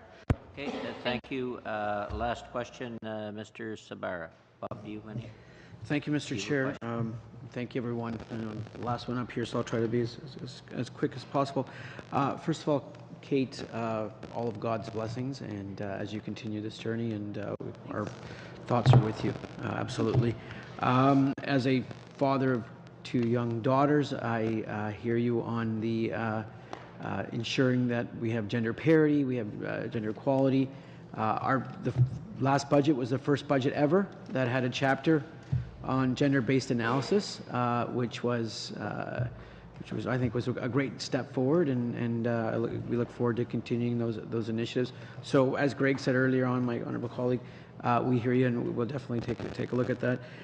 To the FCM, I would characterize our relationship between this federal government and the provincial and municipal levels as remarkable. I think we're taking a lot of steps forward, and I'd love to hear your perspective. And by the way, we have a subway opening up in Toronto and coming up to my area of Vaughan in a couple of weeks, so I hope to see you there, or some of the representatives from FCM there. If you can just quickly answer that, please. Well, the relationship between the federal government and the municipalities is very engaged. As I said in my comments, the engagement around Budget 2017 was exceptional. The conversations are deep and getting deeper. So the idea that municipal government has a role to play in nation building is an idea that is understood, I think, by this government. I think that certainly on the infrastructure file, the engagement is exceptional. It's very effective. And there are other files that we're working on to continuing to have the conversations around this notion that municipal community building is nation building, and engaging the government in ways that enable all of us to achieve the objectives we're trying to achieve, which is strengthening this country. Absolutely, and after, we can measure our infrastructure deficit in many different ways, but we know that at the end of the day, one exists, and a large infrastructure deficit exists, and the plan we've laid out for 12 years of infrastructure funding, over $180+ billion, is one that will take the country forward and benefit all our children, if I can say. Just turning to the Mining Association, if I may, sir, if you can just kind of give us a very quick analysis of trends you're seeing in investment here in North America and Canada versus other areas, and where we can improve on. Thank you. Sure, thanks very much. So there's sort of a general consensus now in the industry that commodity prices have turned from the bottom of the recent down cycle. We have year over year, copper's up almost $1. We have zinc up almost 40 cents. These are pretty significant leaps and bounds when you're producing millions and millions of tons of this material. With respect to global investment attractiveness, I think that's the biggest consideration right now. We're seeing information that suggests to us that we're not keeping pace with Australia in the way that perhaps we used to. That's a little bit disconcerting, to say the very least. And the principal contributing factor that I would suggest is driving that is companies aren't going to invest in exploration to find a mine that they don't think that they'll be able to permit, and they won't invest in exploration to develop a mine that, if permitted, they can't afford to build. So if you come back to some of the comments of your colleague earlier, the future of the Canadian mining industry lies increasingly in remote and northern regions. It's astronomically more expensive to do the same thing in those areas than it is in a centrally located jurisdiction, right? In a Sudbury, for example. Okay. With that, I think, you're okay? With that, then, I want to thank the witnesses for their responses and for their presentations, and also thank the members for their endurance for a very, very long a week. I hope we're productive at the end of the day. Meeting adjourned.